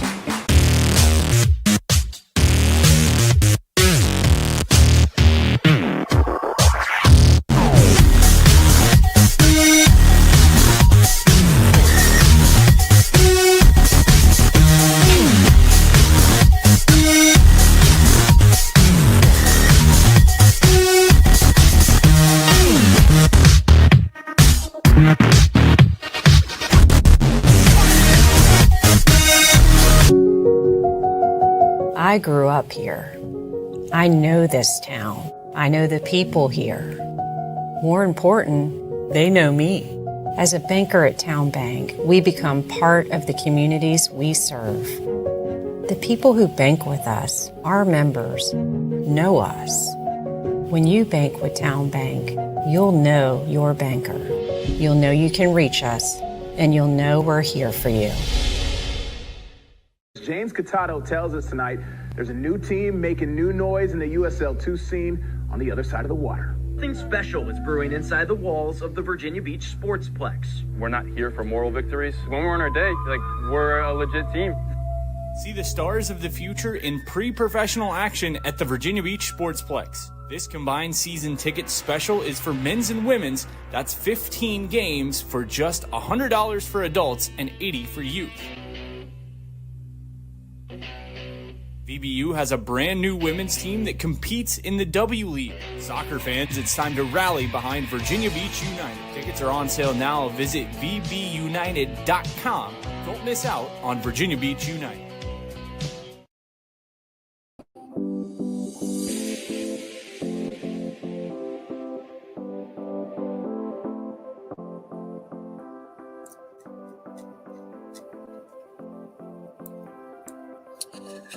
And welcome you back to 757 Saturday Sports Talk, powered by CoVA Sports TV. Like, share, and subscribe to our YouTube channel wherever you are tuning in. We thank you for doing so. We have a special guest with us here as we break down all the madness of March here at college basketball style. You've heard him for many, many years in the sporting news. Also does some work for Fox Sports, Big Ten Network Studio Analyst. You can follow him on Twitter or the X at TSN Mike. We're joined by Michael DeCourcy here with us on the program. Mike, thank you so much for stopping by. It's the fun time of year, college basketball in full swing. You got to be pumped for all the action. I know you've been on the move watching some games too, haven't you?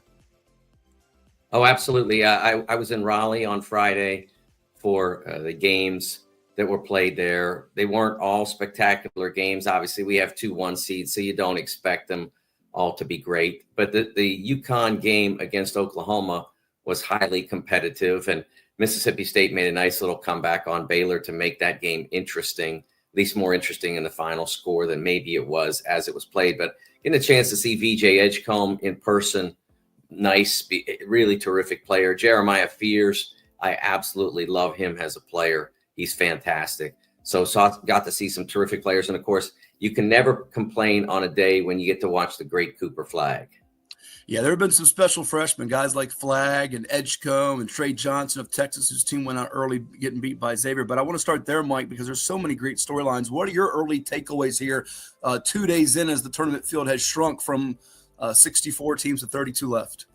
Well, obviously we're seeing more of the top seeded teams be successful. And the reality is that's because with a few exceptions, Carolina's inclusion, Louisville's 8 seed, with a very few exceptions, the committee has gotten better at seeding.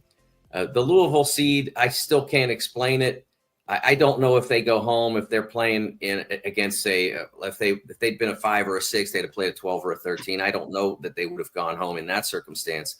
But an 8-9 game against a team like Creighton, they were the lesser team. Any team that plays against Ryan Kalkbrenner has a chance of being a lesser team. And in that case, they were. But the committee's getting better at seeding. It has happened over the years. The inclusion of North Carolina remains indefensible. I don't care that they won their first 4 games. The inclusion was never justifiable on any level, and putting them in damaged the committee's credibility. But that doesn't necessarily mean it damaged their efficacy. In reality, the seeds. I got the first 3 lines and the last 4 lines, all each team exactly where they would be. Maybe not on the exact place on the seed list, but in the exact seed line, I was able to get that because the data and the results talk to you. You can see it if you know what you're looking for. Yeah, and you've been doing it well for an awful long time. Mike, the Big Ten is a perfect 8-0 through the round of 64 as we go to the round of 32 this weekend. Is that more about the higher seeds here, or is it fair to say it's on the level of the great SEC, which has been billed to be the best conference in the history of college basketball? What do you make of it so far, being a perfect 8-0? Yeah, first of all, I think the Big Ten has done very well. To be 8-0, even though they were the higher seeded team in every game, it's not easy to pull off. We saw higher seeds lose in other circumstances, not many, but a few. And so that's a great run for the Big Ten. But today and Sunday are the crucial days. They're the ones that decide which teams really have a chance to compete for the championship. And so it's really important for those teams to go out and do well. Michigan State did not play great for the first 25 minutes against Bryant, but then really took over and played fantastically down the stretch. Illinois was very good from the jump and outstanding in the second half. Will Riley, a player that I really love and have talked about a lot this year on the Big Ten Network, did a phenomenal job for the Fighting Illini. I think the big hopes for the Big Ten remain Michigan State and Maryland. Wisconsin's game against BYU will be fascinating because BYU is a team that I have selected to go to the Elite Eight. I think they're really dangerous. But Wisconsin at its best can certainly deal with them. I'm with you completely, Mike. I love that BYU-Wisconsin matchup with the shooters on the floor for both sides. And you're right. I think we've seen some uneven performances for stretches for some of the 1 and 2 seeds like an Auburn and Alabama, a St. John's, and a Michigan State. I want to start with the storyline that's certainly getting a lot of the talk around the water coolers and all over the country. The coaching clash between John Calipari, Arkansas, and Rick Pitino, St. John's. What do you make of that, and how juicy is that for you that's covered a sport for more than 3 decades?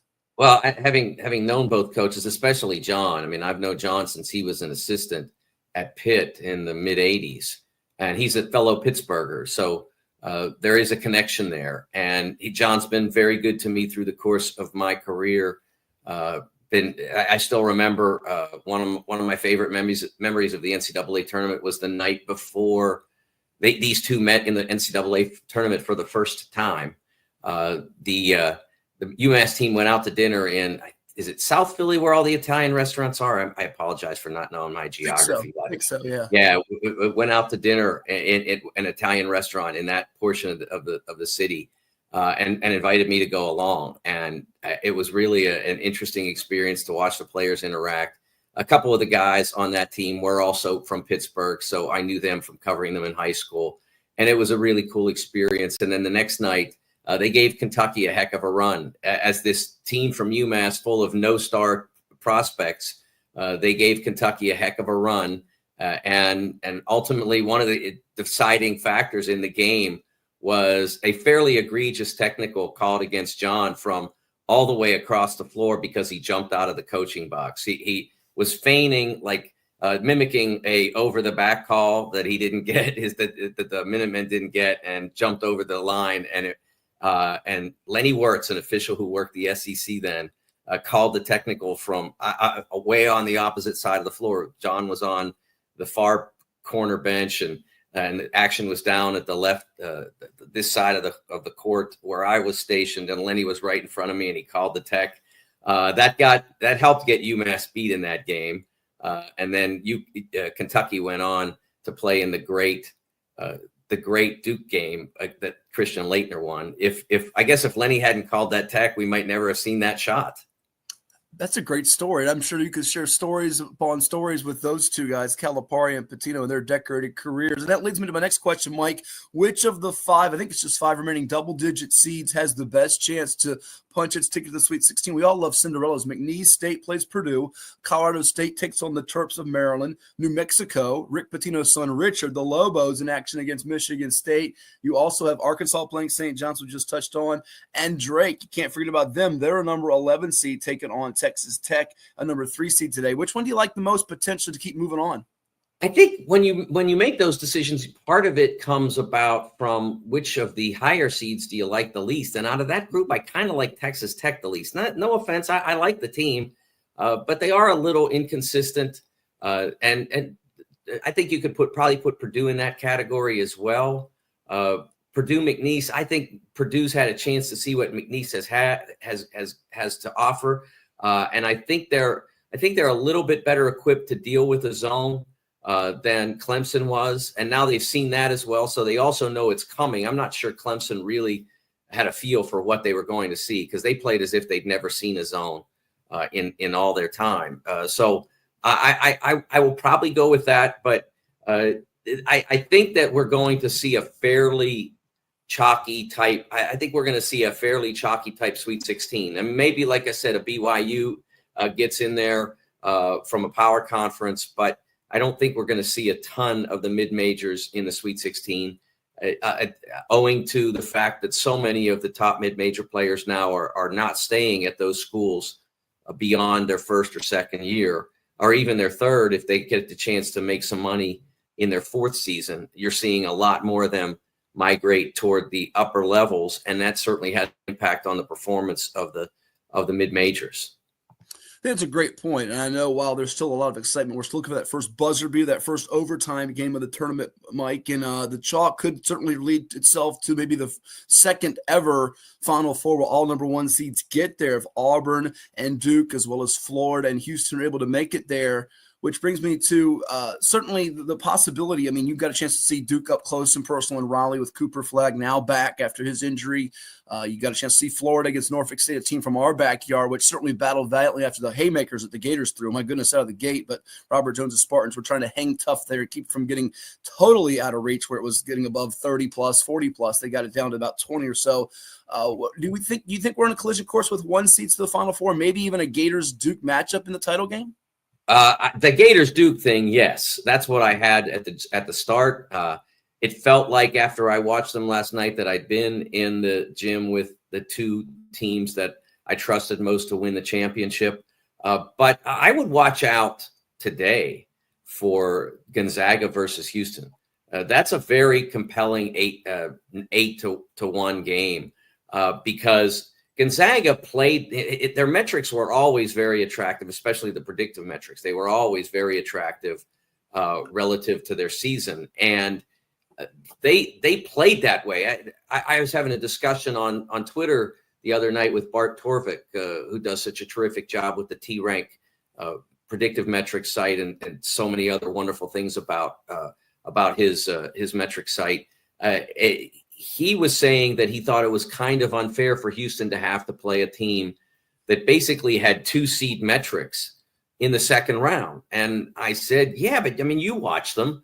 Gonzaga played like that all year long until they got to the WCC tournament. I mean, every time I turned on the game, a game that Gonzaga was involved in, I was disappointed every single time. And sometimes they won and sometimes they lost, but they never impressed until they got to WCC tournament. And now they're starting to play like the talent that's assembled suggests, and the coach, I should mention that, one of the great coaches in the history of the game, between that and the players you had assembled, it should have been a more effective team during the year. Finally, it looks like it is. And I would say that Houston has a real concern there. That's a team with great size, with shooting, with ball handling, with experience. And now they're starting to play like all of that combined. So I'm very intrigued by that second round game with Houston. I don't think that these 1 seeds as a group are of the sort that we had in 2014 or 2015, when we had 3 get to the Final Four, and we would have had 4 if the committee hadn't misseeded Arizona and used Villanova as the one in the East instead. We would have had 4 number 1s that year. I'm convinced of it. And then in 2008, of course, the time we got all 4 of them there, and Kansas prevailed over Memphis in the end. Yeah, I'm with you completely, Mike. I mean, my goodness, even though Gonzaga only hit 1 3, St. Mary's made none of that West Coast championship game. And 18 with Mark Few coaching it, Nemhart at the point, the best assist man in the country. Graham Ike inside is dangerous. And these 1-8 matchups in the second round, we wouldn't have believed people that told us we'd have a Florida-UConn matchup second round and Gonzaga-Houston second round. This feels like Elite 8 level games if both teams played at their calibers. I'll get you on this one. We thank you so much for coming on the program today. Read his work, by the way, Sporting News, sportingnews.com. He's on Twitter, X at TSN Mike, Fox Sports, Big Ten Network 2. The coaching carousel, it's always spinning. We got one that's been reported that's going to happen and be announced officially, I think, later today in a press conference on Monday with Ryan Odom back here in our home state, UVA. He's going to take that job after leading VC to the tournament, had that memorable moment, UMBC, when over by his dad, Dave, of course, coaching. There are some rumors about a couple of coaches in the tournament that could be linked to Villanova. Do you expect this carousel to be spinning all the way to the Final Four as much as it usually does? Well, I think it depends on where Villanova winds up. Because if they were able to get someone that's in the tournament currently, and I know that Porter Moser is a name that's starting to be knocked around about that. I don't know whether that would be something of interest to him or not. It is certainly a terrific basketball job, but the standard is so high. Trying to meet what Jay Wright was able to do is not easy. Jay Wright is a phenomenal coach, one of the greatest we've seen over this century, and that's the concern. If you go there, you have to at least approach that, and that's not easy to do in any league, in any school, to do what Jay Wright did in his final 8 to 10 years at Villanova. So that's something that's out there, and the reason I mention that is because in the event that Porter were to take it, then that opens, and then et cetera on down the line. But I don't know what they're going to end up doing. We're going to see Virginia close. But interestingly, I wrote a column very critical of Will Wade and how he's handled the whole NC State possibility. And my column basically said, look, there's an adult way to do it. And I've got a lot of people coming back at me now that VCU is out and Ryan is slated to go to Virginia. Well, why aren't you criticizing him? Well, because he behaved exactly as you're supposed to. He behaved like an adult. He handled the situation. He allowed his people to do their jobs, their professional jobs. He's got agents, et cetera. They all do. And they went and they made sure that everything was in order for him to do it. And he never had to make this public circus. But Will can't help himself. The circus is what he wants. So if you're going to have a circus, some people are going to criticize the circus. Yeah, you're spot on there. Mike DeCourcy is one of the very best in the business. Check out his work, sportingnews.com, Fox Sports Big Ten Network. Thank you so much, my friend. Enjoy the Mania of March, and we'll talk again soon. Thanks, Matthew. That's Mike DeCourcy with us here on 757 Saturday Sports Talk. We'll take a time out. We've got more to come right here on the program. Make sure you hit the like button, the share button, and subscribe button right here on CoVA Sports TV. Stay tuned.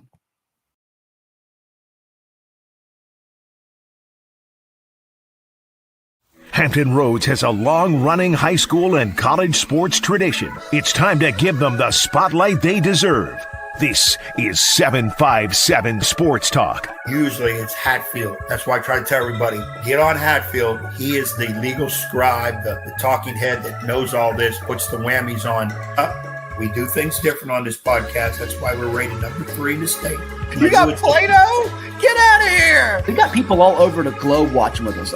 Sitting in a phone booth with you would be very... we got to have your own phone booth. I'm not sitting in a phone booth with you. It is 757 Saturday Sports Talk here on CoVA Sports TV. Like, share, and subscribe.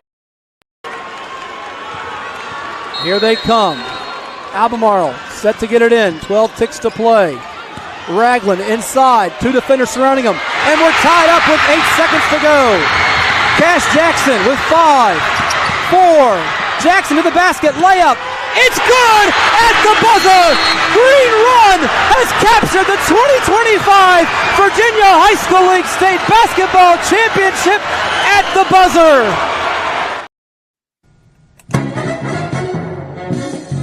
And now back to Matthew Hatfield and that evil basketball coach. Blast you, Ed Young!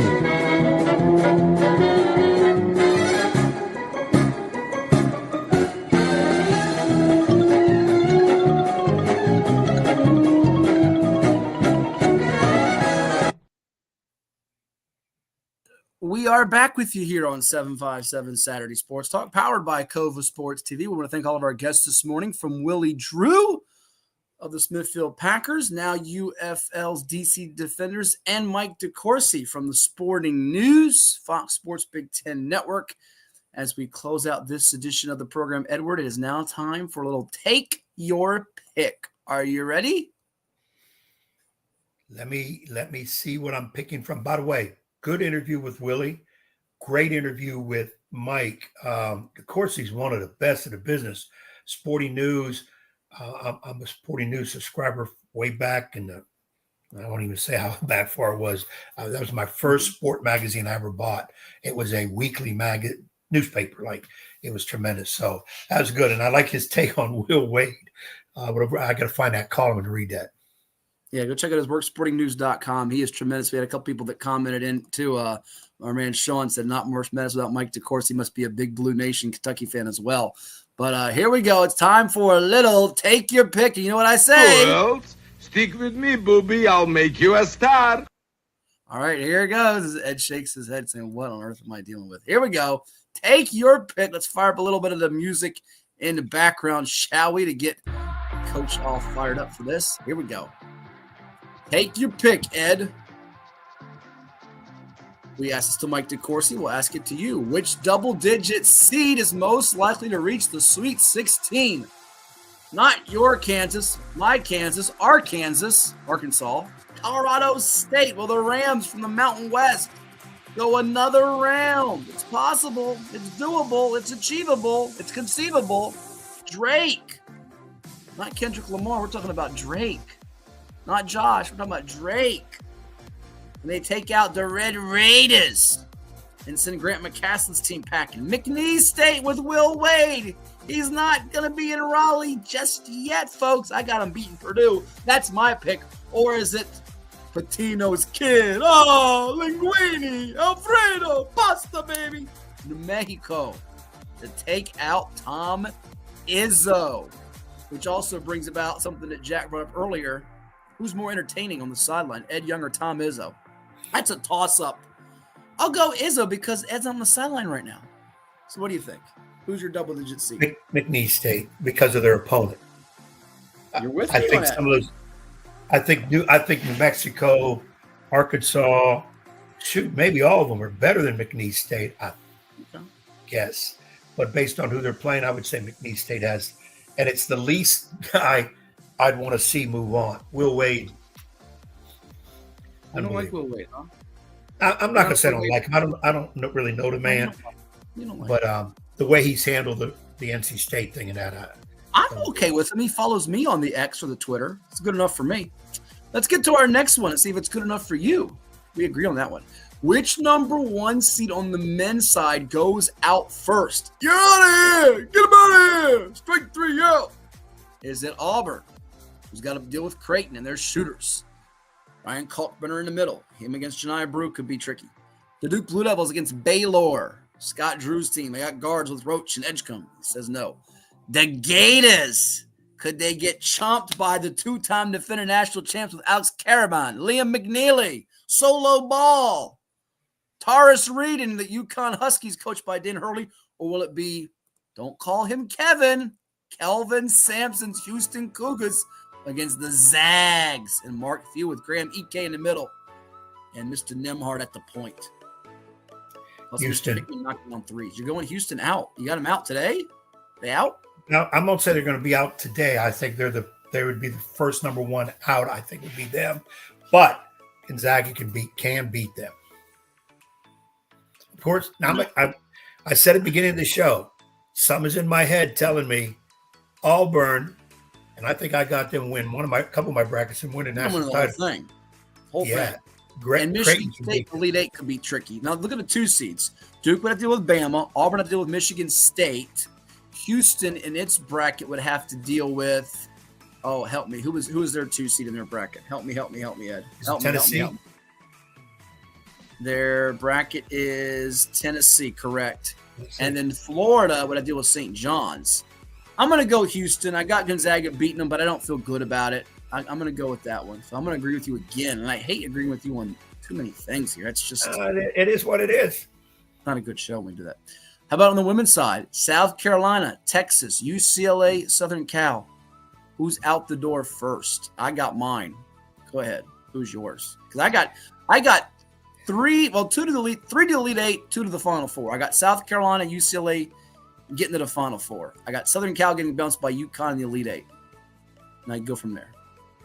My guess would be who's number. I don't have the women's bracket from me. Who's number 2 with Texas? Is it Notre Dame? Number 2 with Texas. That's a great question as I pull up the bracket. You should know this off the top of your head. I thought you said you were winning your women's bracket. Shows how much bracket. Hey, the women's. Guess what one I missed? I picked Georgia Tech to beat Richmond and Vanderbilt to beat. I had Nell Fortner beating Richmond too, so don't feel bad. You're not alone on that front. I that one, and Vanderbilt let me down. Yeah, you're not alone on that front.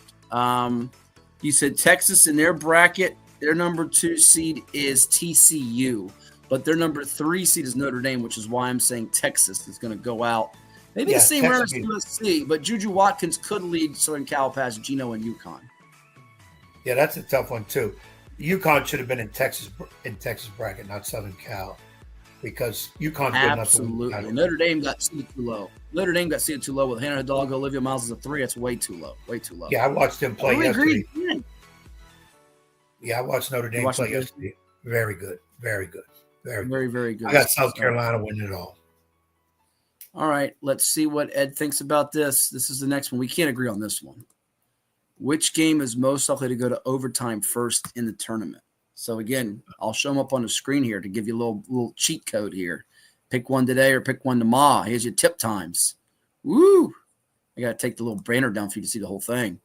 McNeese, Purdue, Arkansas, St. Johnny's, Michigan A&M, Drake, Texas Tech, Creighton, Auburn, BYU, Wisconsin, Gonzaga, Houston. Do you see one on the board there that could go to OT? UCLA, Tennessee, I think, is the one that's going to overtime. That's the one I'm calling for first. But you also have Sunday opportunities with UConn, Florida, Baylor, Duke, Illinois, Kentucky, St. Mary's, Alabama. That's another one to circle. Colorado State, Maryland, Ole Miss, Iowa State, New Mexico, Michigan State, or Oregon, Arizona. What do you think? Which one is most likely to go to OT, or as I call it, extra fun first? Today would be BYU, Wisconsin. Oh, you got that one. Can you give me Sunday schedule again? Sunday schedule again. You got UConn, Florida, Baylor, Duke. Who? The banner. Okay. We took care of it. Calm down over there. Don't get your panties in a bunch. Give me Oregon, Arizona. That'll be the first overtime game of the tournament, is what you're saying. No, I would say today's BYU, Wisconsin. Today would be the best overtime game. Tomorrow would be the Oregon game. Well, if it happens tomorrow, I would lean with rather the St. Mary's, Alabama game. But I'm going to say it's UCLA, Tennessee. The last game of the night goes to overtime. That's my pick for which game goes first to overtime. And in our final one, who will be the lowest seeded team in either the men's or women's NCAA basketball tournament to reach the Final Four? As you know, I took all 1s and 2s on the men's side. I've got Notre Dame women as a 3 seed. That's my lowest pick. You know what? I got to pull my women's bracket. I think I have Notre Dame in the Final Four. You're a copycat. Yeah. I never ever saw your bracket. No, you did. You looked it up. No, I don't even know. Mine has the name on it. Yours is just a bunch of squiggly lines and numbers and dashes. I have not, until you showed it today, I've not looked at I've been looking at the CBS one that I did. I didn't look at ESPN. I don't know why. I kind of forgot I even put one in there, and that's our pool. I can't believe that. You're lying through your tooth. No, there's no need to lie when it comes to brackets. Ain't no big money going down here. Oh, there is. If my 22-leg parlay hits, yes. You won't see Ed Young next Saturday. He'll be in Boca Raton sipping on some of those drinks he had last night. Yeah, there you go. I don't even know what that is. So who's your lowest seed? Are you going Notre Dame? Are you going to copycat me again here? I have all 1s and 2s for the men, so I'm going to say Notre Dame for the women. You're going to say Notre Dame for the ladies? Yep. Wow, you are a copycat. No, for the men, just off the top of my head, watch number 4, Maryland. You know what? That's a good call by you. They had the biggest margin of victory in their tournament program history. And Florida, I was just going to say earlier with the 1 seed, everybody's throwing bouquets of flowers. And Florida's really good. Don't get me wrong. Elijah Martin, they're huge on the front line. They got athletic dudes. Obviously, Walter Clayton, he got 2,000 points in his college. He's a fantastic team. But something just says they're going to get a scare. And it might be UConn, it might be somebody else, it might be the Terps. I don't think it's smooth sailing to the Final Four. I mean, UConn did that the last couple of years, but I don't think it's smooth sailing. I don't. So we'll see.